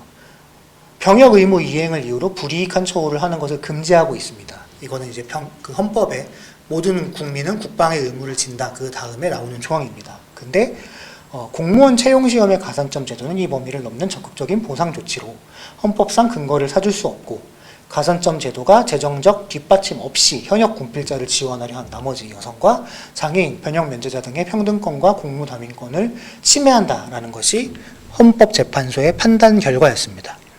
자, 왜 이런 일이 벌어졌냐면요. 원래 공무원이라는 것이 그렇게 인기 있는 직업이 아니었습니다. 지금 생각하면 말도 안 되죠. 굉장히 놀라운 일이지만 90년대까지만 해도 IMF 이전까지만 해도 공무원은 되게 시시한 직업, 돈 못 버는 직업의 대명사 같은 거였어요. 그래서 드라마 같은 데서도 되게 별 볼 일 없는 사람을 표현하기 위해서 동사무소에서 일하는 직원 뭐 이런 걸 직업으로 삼고 그런 일이 굉장히 많았습니다.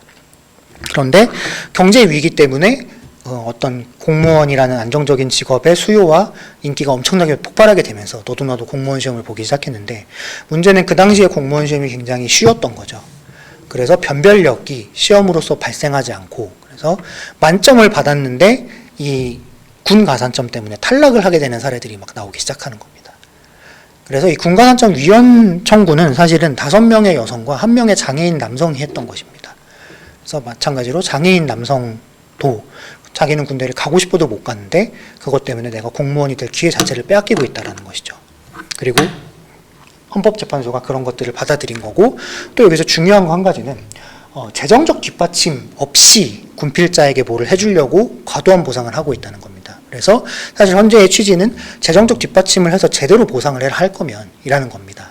이것처럼 어떤 피해자들을 양산하는 방식의 보상이 아니라 뭐 금전 돈을 주던지 뭐 그런 여러 가지 방식을 찾아라라는 건데 지금까지도 사실은 이 어떤 대안, 제대로 된 대안에 대해서 이야기하는 책임 있는 정치 세력은 없었습니다.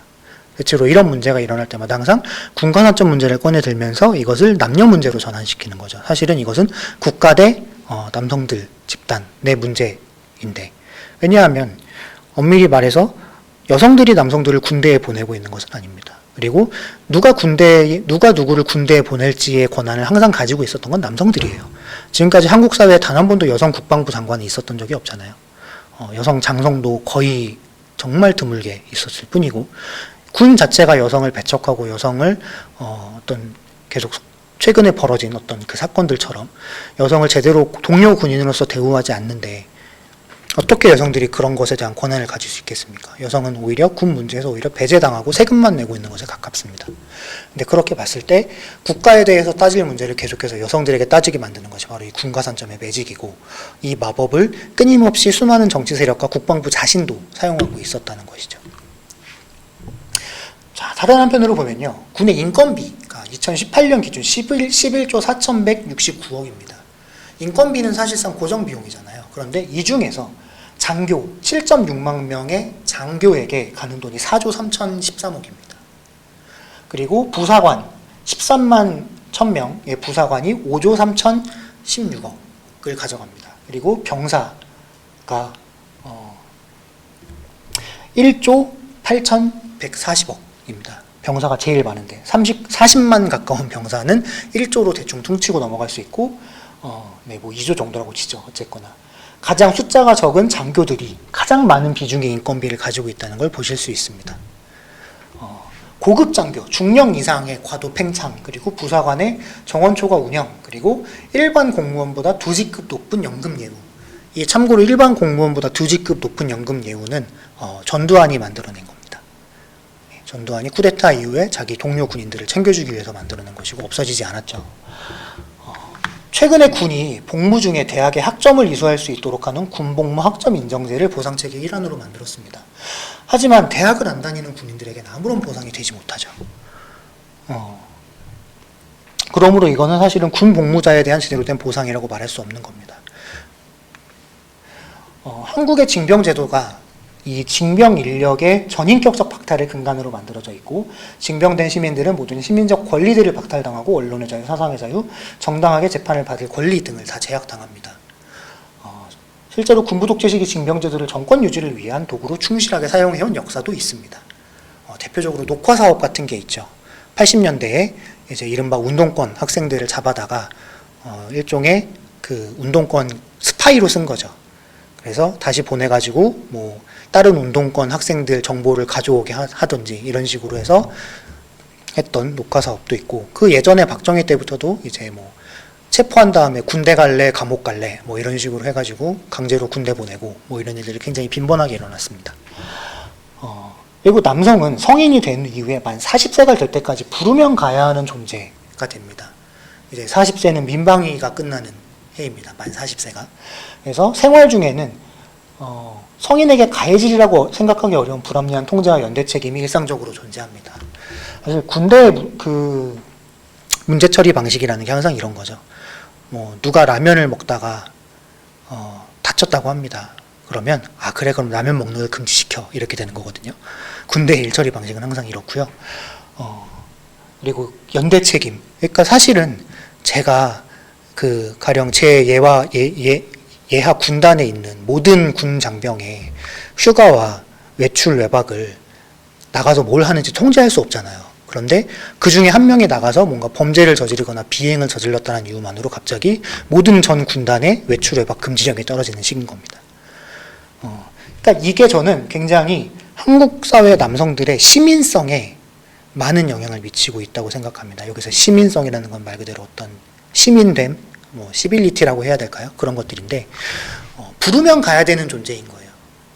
그리고 오지 않으면 너는 불이익을 받게 된다가 너무 자연스러운, 왜 저 사람이 나를 왜 부르고 내가 왜 불이익을 받아야 되는지에 대한 어떤 제대로 된 설명도 없이 끊임없이 그런 방식의 동원이 너무 익숙한, 그렇기 때문에 사실은 어떤 민주주의라는 시스템에서 우리가 국가는 사실은 우리의 어떤 지배자가 아니고, 우리의 뭐 따지고 보면 민주주의에서는 우리가 그 주권을 가지고 있는 인민들이 먼저여야 되고 국가는 그것을 보조하는 것이어야 되는데 국가 권력에 뭐랄까 복종하는 것, 그것이 너무 이제 남성들에게 익숙한 게 돼버리는 거죠. 이 징병제도와 민방위 같은 것들을 통해서 국가가 여성을 우대한다라는 착각도 국가가 나를 고생시켰다라는 군복무의 경험으로부터 기인할 가능성이 굉장히 높습니다.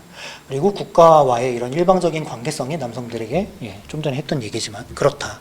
악영향도 굉장히 저는 있다고 봅니다. 사실 이런 경험을 이렇게 많은 사람이 할 필요가 있을까라는 생각을 저는 항상 해요. 그리고 이것이 생각해보면 어느 나라에서는 전혀 하지 않는 경험입니다. 어떤 그것을 직업으로 선택한 일부를 제외하면, 가령 모병제인 국가들에선 그렇겠죠. 직업으로 선택한 몇몇을 제외하면 전혀 하지 않는 것이고, 그리고 만약에 그런 모병제 국가처럼 내가 선택을 할 수 있는 자유가 있다면 지금처럼 운영되지도 않을 겁니다. 그런데 가령 한국 사회에서 드디어 대체 복무제도가 시행되고 있지만 감옥에 보내는 대신에 감옥에서 일을 하게 만들었죠. 굉장히 아이러니한 일입니다만 어쨌든 그 사람들이 전과자가 되지 않는다는 것만으로도 중요한 한 걸음이라고 생각을 합니다만 그것 자체가 굉장히 징벌적으로, 그리고 끊임없이 그 대체 복무제도를 설계할 때 나왔던 게 현역의 박탈감 얘기를 계속했습니다. 그거랑 별개잖아요. 별개인데 하나로 묶고 있다는 것 자체가 이미 이 사람들이 한국의 징병제도 자체를 일종의 징벌의 일종으로 본인들도 사용하고 있다는 것이 되겠죠.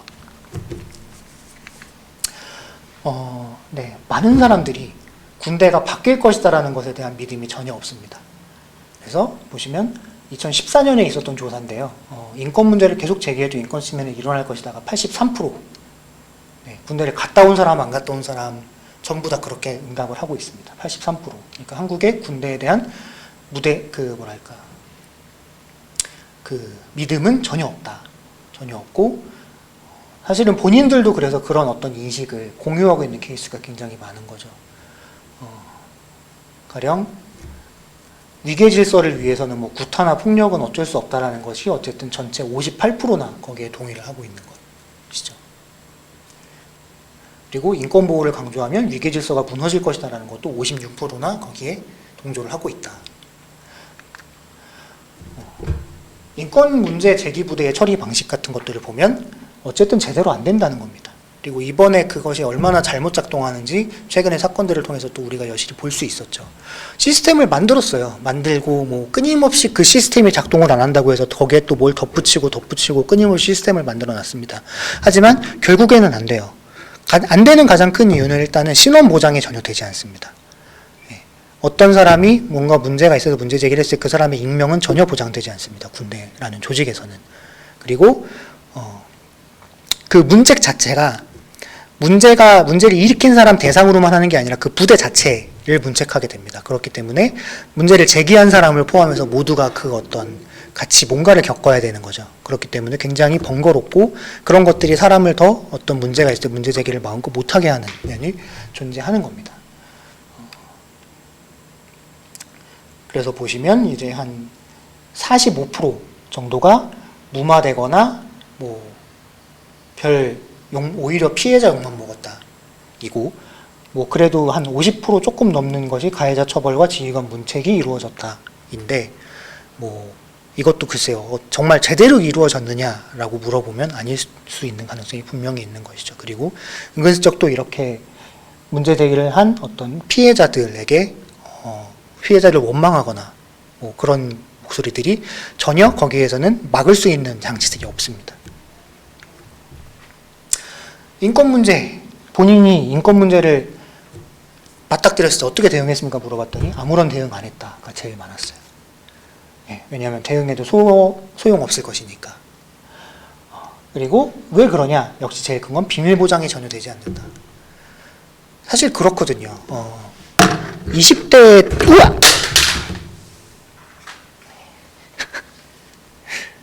사실 그렇거든요.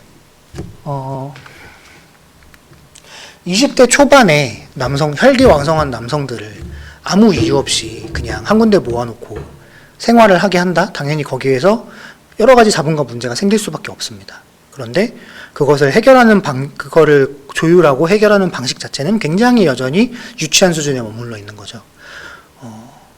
가령 이제 그런 건데요. 훈련소에 가면 아직도 우승체조 같은 걸 시킵니다. 그냥 그 근거는 뭐 그런 거예요. 억지로라도 웃으면 진짜 웃음에 뭐 몇 프로 효과가 있어서 뭐 건강이 증진되고 그렇기 때문에 자 지금부터 웃읍시다 그러면 모두가 갑자기 아하하하 웃는 거예요. 네, 그런 걸 아직도 합니다. 그런 조직이다 보니 당연히 비밀 보장이 안 되고, 그리고 비밀 보장이 안 된다는 건 사실 우리가 회사에서 내부 고발이나 어떤 문제 제기를 할 때도 그 가해자뿐만 아니라 주변 동료들과 같이 있어야 된다는 것이 사실은 우리의 굉장히 큰 압박이잖아요. 근데 군대는 심지어 내 맘대로 거기를 이탈할 수도 없는 조직인데 그 안에서 비밀 보장이 안 된다는 것은 사실은 굉장히 큰 위협으로 다가올 수밖에 없는 거죠. 그리고 봤듯이 이제 부대원 전체 군 생활이 힘들어진다. 문제 제기를 함으로 인해서. 그래서 뭐 조사를 나온다고 나와가지고 여기저기를 다 들쑤시고 그러고 나면은 이제 뭐 너희 모두가 잘못했다라는 식으로 항상 결론이 나기 때문에 그렇게 된다. 그리고 뭐 그렇다. 공정한 처리를 기대하기도 어렵다. 이런 겁니다. 하여튼 군에 대한 믿음은 남성들이 사실은 제일 없어요. 제일 없고 한국의 군대를 그래서 어떻게 해야 됩니까? 라고 하면 참 이게 애매한 게요. 군 문제의 당사자, 군 문제를 해결할 수 있는 당사자는 어쨌거나 군대를 그래도 계속해서 가고 있는 남성들일 텐데 군대를 갔다 온 남성들은 군 문제에 관여하고 싶지 않아 합니다. 그리고 군대를 아직 안 간 남성들도 관여하고 싶지 않아 합니다. 군대에 있는 남성들은 관여할 수 없습니다. 네, 그렇다는 것은 결국 계속해서 무주공산으로 아무도 관여하지 않는 문제가 되어가고 있다는 겁니다. 그리고 이게 군 인권 개선을 한다 어쩐다라고 하면 항상 이제 제일 거기에 불만을 표하는 게 다 예비역들이죠. 네. 군대 너무 편해지는 거 아니냐 막 이렇게 걱정하면서 사실 그게 뭐 그러니까 관심이 없다고 보는 게 맞습니다. 그런 것들은 관심이 없다고 보는 게 맞고, 그래서 한국의 군대라는 것이 결국 어떻게 해야 되냐면 더 급진적인 민주화와 인권의 증진이 필요하다라는 건데, 참 흥미로운 게 최근에 군 문제에 있어서 굉장히 많은 것을 해결해 준 게 뭐였냐면 핸드폰이었다고 하죠. 네, 처음에는 옛날에는 군인들이 핸드폰 반입과 사용이 금지됐었는데 지금은 이제 자유시간에 마음대로 쓸 수 있게 되니까 갑자기 많은 군 문제들이 막 해결되고 있다는 겁니다. 심지어 군 복무 만족도도 막 올라간다는 거예요. 네. 근데 그렇다는 건 그 이전에 해결책들이 얼마나 다 효과가 없고 사실은 보여주기식에 굉장히 급급한 것이었나, 그런 것들을 또 알 수 있게 해주는 해목인데요. 군의 특수성이 지나치게 용인되는 한국의 군에서 여전히 변화가 더딥니다. 그래서 그 수많은 군 장성과 간부들이 해결하지 못한 문제를 핸드폰이 대신 해결해 주는 상황이 되는 거죠. 그리고 이미 지나치게 높은 징병률을 비롯해서 군복무가 청년 남성들에게 불이익으로 작용하고 있는 것은 사실이죠. 이에 대한 사회적 보상책을 합리적인 방식으로 마련해야 될 필요성이 분명히 있습니다. 징병제도를 현행과 같은 규모와 방식으로 유지하는 것을 근본적으로 일단 고민해야 되는 시기고요. 이미 그럴 수 없는 시기가 다가왔죠. 인구 절벽이라는 것이 이제 현실이기 때문에 합리적인 문제 해결을 방해하는 비합리적인 문제 제기와 분쟁을 지양해야 합니다. 특히 국방부, 정치권, 정부에서 심심하면 꺼내드는 소모적인 군간 한점 논란을 벗어내야 될 필요가 있다는 것입니다. 어쨌거나 그래서 이 징병제는 아까 많은 것에서도 나왔지만 특히나 젊은 남성들이 갖게 되는 어떤 그 젠더 의식에서 굉장히 악영향을 미치고 있는 문제입니다. 근데 이것에 대한 어쨌든 제대로 된 사회적 보상책과 개선 방안이 마련돼야 되는데 그것들을 계속해서 이제 많은 사람들이 미루고 있습니다. 그리고 그것을 책임져야 할 위치에 있는 사람들이 계속해서 미봉책으로 일관하고 있다는 것이 이 문제의 제일 중요한 큰 문제입니다. 자, 이번엔 다른 배경을 한번 살펴보겠습니다. 생애 주기의 변화와 경험의 차이라는 것인데요. 2008년 이후에 한국의 출생 성비가 자연 성비라는 것은 이게 여아 100명당 남아가 103에서 107명 정도를 자연 성비라고 합니다. 그러니까 아무런 인위적인 조작을 하지 않았을 때 태어나는 정도가 저렇다고 해요. 2008년에 한국이 이걸 회복하게 됩니다. 여아에 대한 선호가 남아에 대한 선호의 2배 정도 됩니다.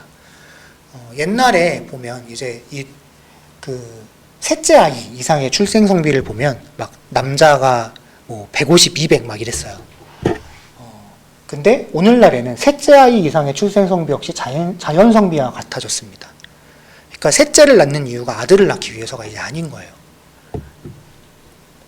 이는 근데 출생아 수 자체의 급격한 하락으로 인한 효과이기도 한데요. 동시에 과거와 같은 노골적인 남아 선호가 새로운 세대에서는 다소간 약해진 결과이기도 하다라는 라는 거죠. 옛날에는 어쨌거나 아들을 낳아야 돼서 아들을 낳기 위해 계속해서 애를 낳고, 그래서 먼저 낳은 딸들은 찬밥 신세고 뭐 아들만큼이야 오게야 키우고 이런 게 일반적이었다면, 지금은 뭐 하나나 둘 낳기 때문에 뭐 둘 중에 뭐 딸을 낳으면 딸을 금이야 오게야 키우고 아들을 금이야 오게야 그냥 키우는 거지, 특별히 뭐 아들을 더 그렇게 하는 경우는 옛날에 비해서는 훨씬 줄었다라는 겁니다.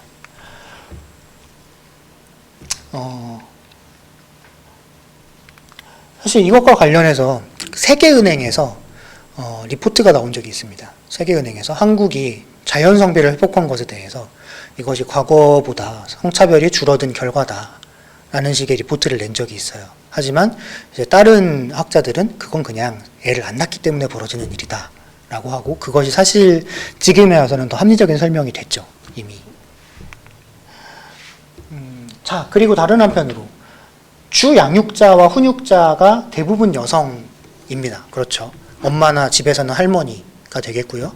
학교에 가면 선생님인데, 이제 고등학교 교원에서도 여성의 비율이 50%가 넘어갔죠. 원래 몇 년 전만 해도 고등학교 교원은 남성이 그래도 더 많은 편이었는데, 이제 고등학교 교원도 여성들이 많습니다. 초등학교 같은 경우에는 뭐 여성이 압도적으로 많고, 그렇기 때문에 대부분의 양육, 훈육, 10대 때이 여성들에 의해서 이루어진다는 겁니다. 한 조사에 의하면 아내가 응답한 남편의 주중 양육 시간은 2시간 미만에서 2시간에서 4시간. 그러니까 아빠가 아이를 돌보는 시간이 한 주에 2시간에서 많아야 4시간이라는 거죠. 주말이 돼도 6시간 정도밖에 안 된다. 그리고 그렇다는 것은 어쨌거나 이 청소년기라는 것의 특수성을 생각해 볼 때, 어쨌든 청소년기에 나를 기르는 사람, 훈육하는 사람, 양육하는 사람은 어쨌든 나보다는 권력자인 거잖아요. 그런데 대부분의 이제 10대 청소년들이 그런 권력자를 여성이라는 성별로 경험하게 된다는 거죠. 그리고 청년 남성 여가 문화의 중심인 게임과 포르노를 규제하는 존재 역시 여성가족부라는 어떤 상상적으로 여성화된 국가 권력입니다. 사실 아시다시피 여성가족부는 한국의 모든 장관급 부처 중에서 가장 적은 예산을 갖고 있습니다. 장관급 부처임에도 불구하고 이제 뭐 다른 부처의 산하 기관만도 못한 예산을 갖고 있어요. 그런데 그마저도 이제 또 예산을 뜯어보면 대부분이 가족과 관련된 사업의 예산이고, 여성과 관련된 사업 예산은 굉장히 적습니다. 그리고 사실은 그 셧다운제 같은 것도 여성이 아니라 가족에서 담당하는 일이죠. 그런데 여성가족부는 굉장히 그러니까 거기에서 여성들만 일할 거라고 생각하는 케이스가 많아요. 하지만 가보면 남성들도 일하고 있습니다.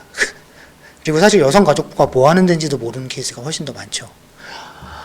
성장 과정에서 그래서 양육, 훈육 금지하는 자로서의 여성이라는 어떤 종류의 고정관념들이 생겨나기 굉장히 쉽게 됩니다. 그래서 옛날에 어떤 게 있었냐면요. 여성가족부가 셧다운제를 해가지고 게임 회사들한테 돈을 뜯어낸 다음에 그걸로 명품백을 사고 회식을 한다는 식의 만화를 그린 사람이 있었습니다. 하지만 하나부터 열까지 잘못됐잖아요. 그럴 수가 없고.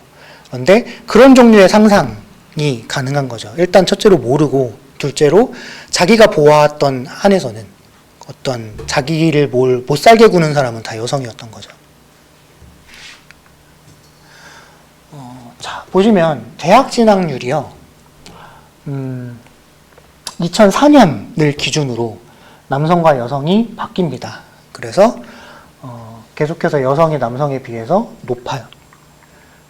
그리고 2018년도 수학능력 시험을 보시면 여학생이 남학생보다 모든 과목에서 평균이 더 높습니다. 여기서만 그런 게 아니고 OECD에서 하는 학업 성취도 평가에서도 여학생이 남학생보다 계속 높게 나와요. 그리고 이런 현상 자체가 한국에서만 벌어지는 일이 아니라 발전된 자본주의 국가 대부분에서 벌어지고 있습니다. 호주에서는 그래서 남학생들의 학습 부진에 대한 국가 보고서를 낸 적이 있었고요. 이제 미국 같은 데서도 대학들이 남학생을 합격시키기 위해서 혼신힘을 다하고 있다는 이야기들이 많아요. 그러니까 지원한 사람들의 성적만 보고 선발을 하면 남학생을 뽑을 수가 없는 거예요. 그래서 이제 입학사정관들이 뭐 남학생들을 뽑기 위해서 수많은 막 이유들을 갖다 대는 내용들이 있습니다. 뭐 얘는 대기 만성형이다. 지금은 조금 부족할지 몰라도 나중에 크게 될 것이다. 막 이런 식으로. 예. 그래서 전 세계적인 현상이고, 어쨌거나 요는 학습이잖아요. 지금의 한국의 10대와 20대까지는, 그러니까 본격적으로 사회생활을 시작한다고 하는 건 결국에는 30대가 넘어서야 가능한 일이고, 대체로 20대까지는 통으로 그냥 학습하는 시기다, 혹은 준비하는 시기다라고 봤을 때, 그때까지의 퍼포먼스는 여성들이 지금 완전히 압도를 하고 있는 거죠. 이건 이제 보시면 고용률인데, 20대, 30대에 가면은 그 20% 가까이 차이가 다시 벌어지지만, 20대만 놓고 봤을 때에는 여성이 남성보다 높아졌습니다, 더. 그러니까 이런 그림이 있죠. 이런 그림을 상상해 볼 수 있죠. 이제 군대를 갔다 와갖고 복학을 해서 안 돌아가는 머리로 열심히 학교를 다니고 있었더니, 이제 자기 동기 여자애들은 다 이미 취업을 한 상황을 보고 있는다 같은, 거기에서 오는 박탈감, 뭐 이런 것들이 시간이 지나면 그것이 순식간에 역전이 되지만, 대신 이제 사람은 그렇잖아요. 대부분 자기의 경험 세계, 자기가 경험한 것들만을 진짜라고 믿고 살아가기 때문에, 내가 30대가 되면은 취업을 하고 여자보다 더 많이 돈을 벌고 할 것이다라는 것 자체를 뭐랄까요, 지금 당시에는 믿지 않고 알고 싶지도 않은 그런 거죠. 그래서 지금의 내 상황에서 딱 20대라는 내 상황에서 딱 끊어놓고 봤을 때에는 대체 왜 여자가 약자야? 라는 종류의 인식을 가지기가 옛날보다는 훨씬 더 쉬워졌다라는 겁니다. 이것은 이제 시사인에서 했던 20대 남자 특별기획조사인데요. 굉장히 흥미로운 결과가 나왔습니다.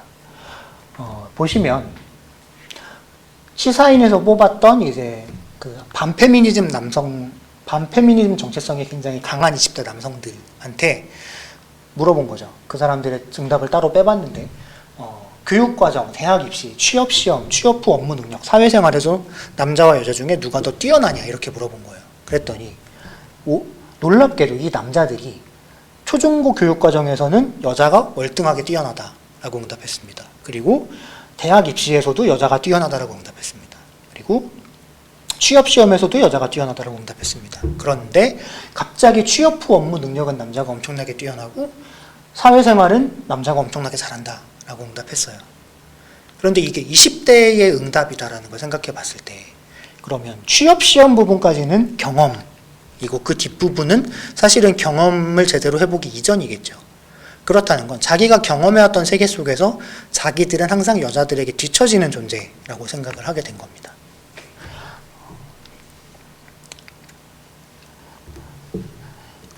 양육이나 교육과정에서 여성을 특정한 성과, 대학 입시, 취업, 경제적 성공 같은 것을 달성하면 주어지는 보상처럼 여기도록 하는 문화가 여전히 존재를 한다라는 겁니다. 요즘에는 이런 구푼이 있으면 난리가 나겠지만, 옛날에는 이런 구푼이 무슨 그 이색 구푼 이래가지고 방송에 소개되고 사람들이 깔깔웃고 그랬죠. 10분도 공부하면 마누라가 바뀐다, 뭐 수지는 아직 처녀다, 뭐 이런 것들. 그래서 네가 열심히 공부해가지고 좋은 대학에 가면 여자친구가 생긴다 라든지, 네가 열심히 취업 준비해서 좋은 회사에 들어가면 예쁜 신부감이 생길 것이다 라든지, 라는 식으로 남성들에게 무언가를 성취하도록 하는 과정에서 그 현재의 뭐를 지연시키고 나중을 생각해라라고 말할 때 끊임없이 여성이 그 당시에 딸려오는 트로피인 것처럼 교육을 많이 해왔던 거예요. 그런데 현실은 어떠냐? 현실은 오히려 이 남성들이 맨날 여성들이랑 경쟁하면 지거든요. 그러니까 쟤는 내 트로피가 되어야 되는데 오히려 내가 트로피한테 지고 있다라는 것이죠. 그렇다면 이 박탈감이라는 것이 실제로 느끼는 박탈감에 비해서 훨씬 더 증폭된 형태로 주어질 수 있겠죠. 그러니까 쟤는 내 밑인데 쟤가 나를 이겨가 되는 거잖아요. 그리고 보면 사실은 아시다시피 모든 뭐 가정이나 부모나 뭐 교육자들의 어떤 젠더 의식이라는 것이 고르지 않습니다. 그런 상황 속에서 굉장히 이런 종류의 것들, 뭐 여성과의 경쟁에서 지는 거를 남성과의 경쟁에서 지는 것보다 더 수치스럽게 생각한다든지, 그것이 또래, 양육자, 집단 문화 같은 데에서도 존재를 하죠. 그래서 이제 그냥 졌어가 아니라 왜 여자한테 지고 다녀 이러면서 더 뭐라고 하는 식의, 그렇게 놓고 보면 이 격차라는 것이 더 결국에는 커지게 된다라는 겁니다. 그래서 오늘날 청년 남성의 일반적인 생애 주기와 경험 속에서 여성이 약자로 인식될 수 있는 계기와 가능성이 그렇게 많지는 않다. 여성과 깊은 인간관계를 통한 간접적인 체험의 가능성도 높다고 볼 수는 없는 편이다. 이거는 당연히 깊은 인간관계를 맺어야 되는데 그거 자체가 사실은 쉽지 않잖아요. 그리고 오늘날 이제 많은 것에 드러나지 여성들이 그런 남성과의 깊은 인간관계 자체를 거부하고 있는 상황이기도 하고, 그래서 연령과 성차별에 대한 인식이 비례해서 변하는 것, 이제 보셨겠지만 계단형 형태를 많이 띱니다. 연령이 높아질수록 이런 성차별에 대한 인식이 누그러지는 것들을 볼 수 있는데, 왜 그렇게 되느냐를 생각해 보면 이 경험과 간접 체험을 통해서 인식 개선을 해볼 수 있다라는 생각을 할 수 있는 거죠. 그래서 가령 이런 겁니다. 내가 결혼을 했는데, 결혼을 해서 부인하고 맞벌이를 하는데 부인하고 나하고 뭐 연차가 똑같거나 부인이 먼저 취업을 했는데 나보다 월급이 적다. 이런 것들을 보게 되는 거죠. 아니면 나이를 많이 들어가지고 딸을 낳았더니 세상이 너무 위험하고 험하다. 딸이 안전한 데가 없다. 이런 경험들을 하게 됐을 때 인식이 변할 수 있다는 어떤 가능성이 있다는 거죠. 다만 현재 여전히 교육과정과 양육과정에 잔존해 있는 성차별적 관행들을 굉장히 적극적으로 개선해야 될 필요성이 있습니다. 여전히 많죠. 여전히 많고, 그래서 이제 여성 청소년들 같은 경우에는 스쿨미트 같은 걸로 그런 문제들을 제기하기도 했고요.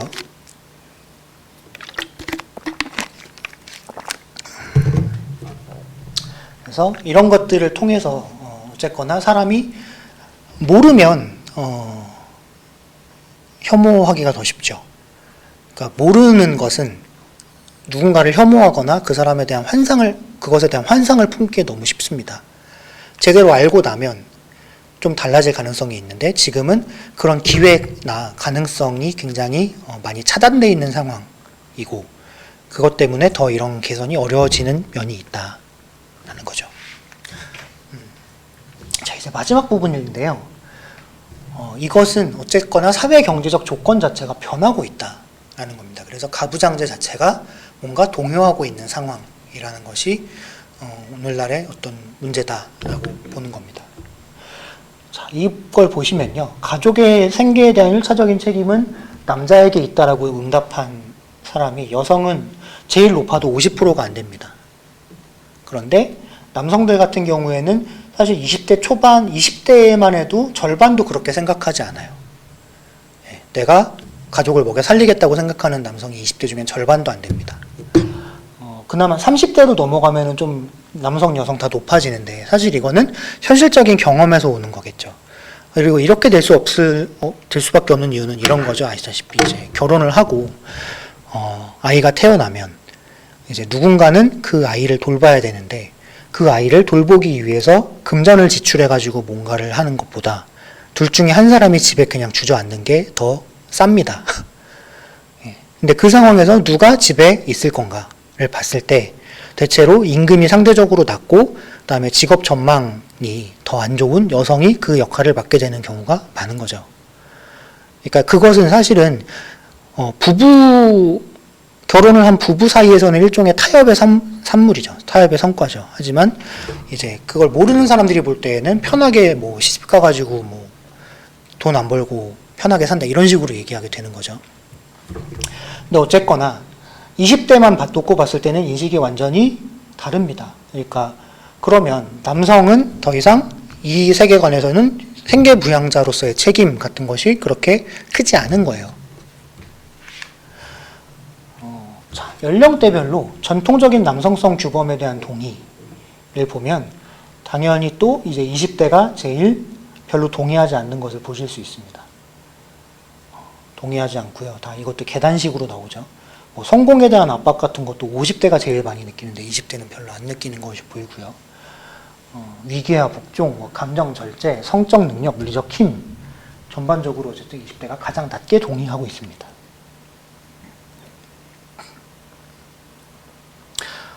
그래서 세부적으로 보면 가족 생계의 책임은 남자라고 동의하는 20대 남성은 33.1%밖에 되지 않네요. 그리고 일에서 성공해야 된다는 것도 34.1%만 동의하고 있습니다. 힘든 일이 있어도 내색하지 말아야 하는 것은 별로 다들 동의를 안 하고 있고 상관에게 복종해야 된다는 것도 그렇게 많이 동의하고 있진 않아요. 그렇다는 것은 어쨌든 젊은 층에서는 이런 전통적으로 남성의 역할이다, 남성이 해야 된다라고 했던 것들에 대한 동의 수준이 굉장히 낮다라는 것을 볼 수 있습니다. 네. 네. 자, 사실 가부장제라는 건요, 특히나 오늘날의 가부장제라는 건 따지고 보면 이제 그 산업사회형 가부장제죠. 산업사회형 가부장제라는 건 포디즘 모델입니다. 포디즘 모델은 이제 남성이 생산직 같은 데 가가지고 일을 열심히 하는 거예요. 엄청나게 힘들게 열심히 하고, 그러면 그 남성에게 많은 임금을 줍니다. 그 남성이 일한 것만큼 플러스 그 남성이 재생산을 할 수 있을 만큼의 돈을 가족임금이라는 형태로 얹어줘요.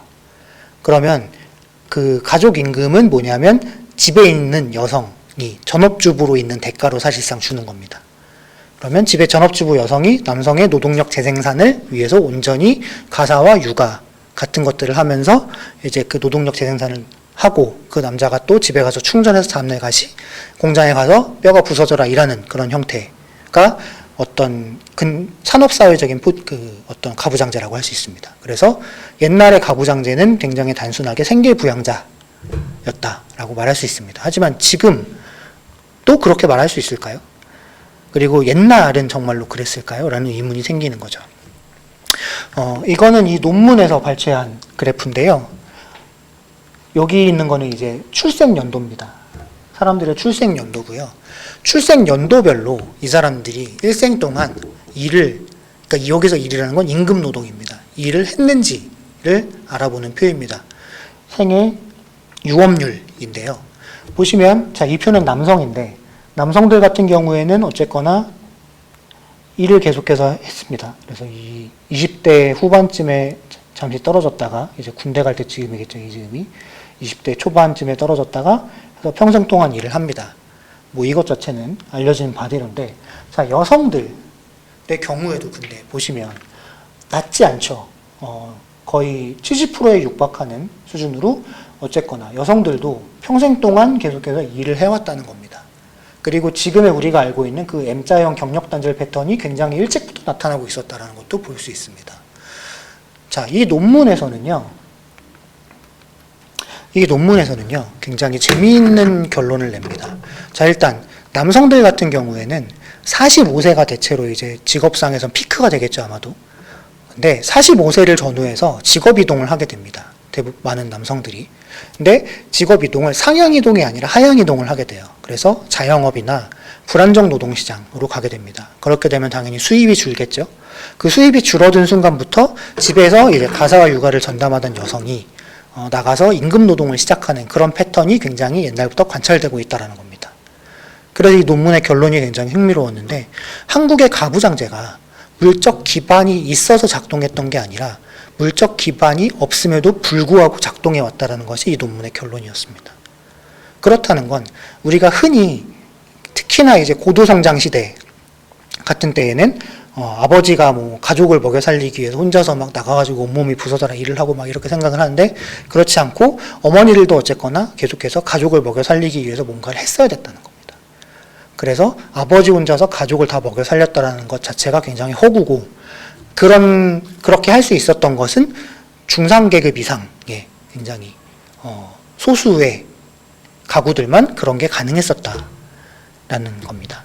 그렇다는 건 요는 아버지가 가족을 먹여 살리기 위해서, 물론 먹여 살리기 위해 헌신을 했죠. 하지만 혼자서 한 건 아니었다. 그것은 어디까지나 온 가족이 다 먹고 살기 위해서 다 같이 발버둥을 쳤고, 어머니도 당연히 그랬다라는 겁니다. 자, 그렇다면 지금까지 본 거에 의하면 그렇습니다. 남성들이 이제 딱히 자기가 생계를 책임져야 가족을 다 먹여 살려야 된다는 생각을 별로 안 해요. 2명 중에 1명 정도밖에 안 해요. 그렇죠? 그리고 실제로 그러지도 않았어요. 예, 그런데 경제적 부담이라는 것은 남성들이 엄청나게 많이 느끼고 있습니다. 여전히. 그래서 남성의 경제력을 통한 권위 유지, 여성이 남성보다 소득이 많으면 기가 죽는다라고 응답한 남성이 28.6%였고요. 청와대 조사인데 데이트할 때 남자가 더 내야 된다라고 응답한 남성은 놀랍게도 여성의 2배였습니다. 35.2%의 남성이 그렇게 생각했습니다. 그래서 기가 죽는다는 굉장히 또 흥미로운 게 갑자기 30대 후반이 되면서 차이가 없어지는데 그 이전까지는 남성들이 압도적으로 그렇게 많이 생각하는 것이 보이고요. 패턴이. 반면 데이트할 때 남자가 돈을 더 많이 낸다는 20대 초반을 제외하면 대부분의 연령대에서 굉장히 큰 차이로 거의 20% 이상의 차이로 남성들이 그렇게 생각합니다. 그러니까 정말로 더치페이를 해야 된다라고 주장하는 남성들의 숫자는 생각보다 많지 않은 거예요. 어떻게든 오히려 돈을 더 내서라도 여성들에게 호의를 얻고 싶은 남성이 많은 거지, 그렇게 반반을 내가지고 내가 경제적으로 손해를 보지 않겠다라고 생각하는 남성의 숫자는 많지 않은 겁니다.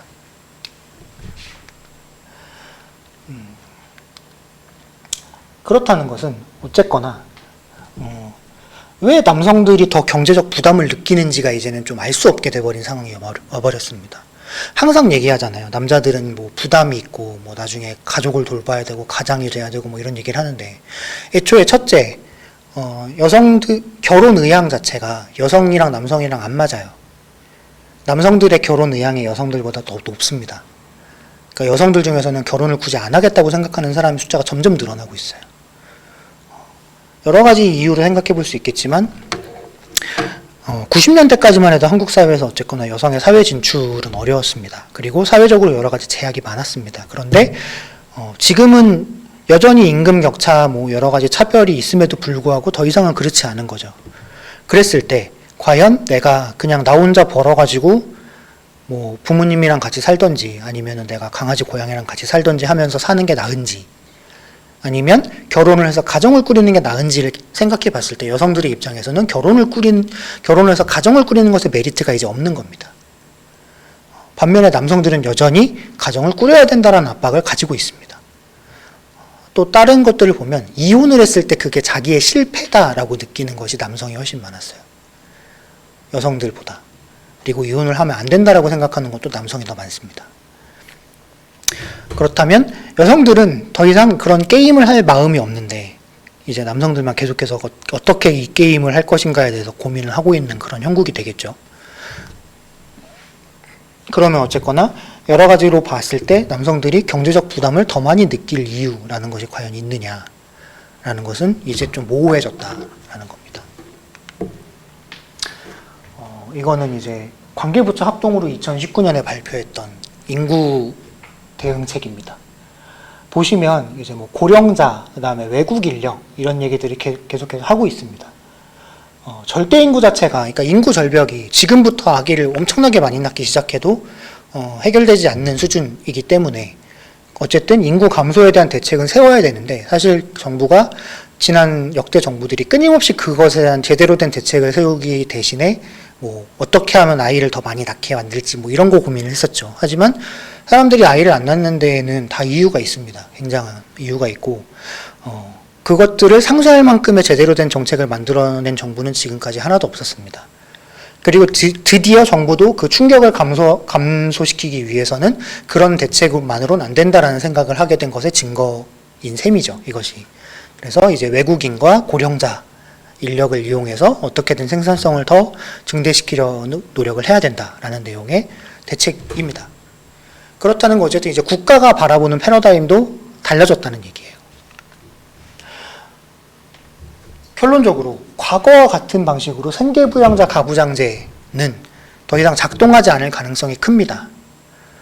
일단 여성들이 그렇게 생각하지 않고 남성들도 별로 그렇게 하고 싶어 하지 않아요. 그리고 또 대부분의 남성들이 결혼을 하길 원해도 결혼하면 맞벌이는 당연하다고 생각합니다. 그래서 과거처럼 생계부양자 가부장제라는 것은 더 이상 똑같이 작동하진 않을 것이다, 이제는. 여성들의 사회경제적 지위의 개선으로 인해 여성이 독립적으로 자신이 원하는 관계를 구축할 수 있는 가능성이 어쨌든 과거보다 커졌습니다. 남자들 역시 과거와 같은 역할을 거부하는 경향이 커지고 있어요. 그런데 여전히 여성에 비해 경제력에 많은 비중을 둡니다. 실제로 겪는 사회경제적 차별은 여성이 더 심합니다. 하지만 경제력과 자신의 권위를 동일시하는 경향은 남성에게서 더 크게 나타나고 있고 주관적 좌절의 수준만 놓고 봤을 때는 그래서 남성이 더 많이 좌절할 수 있는 거죠.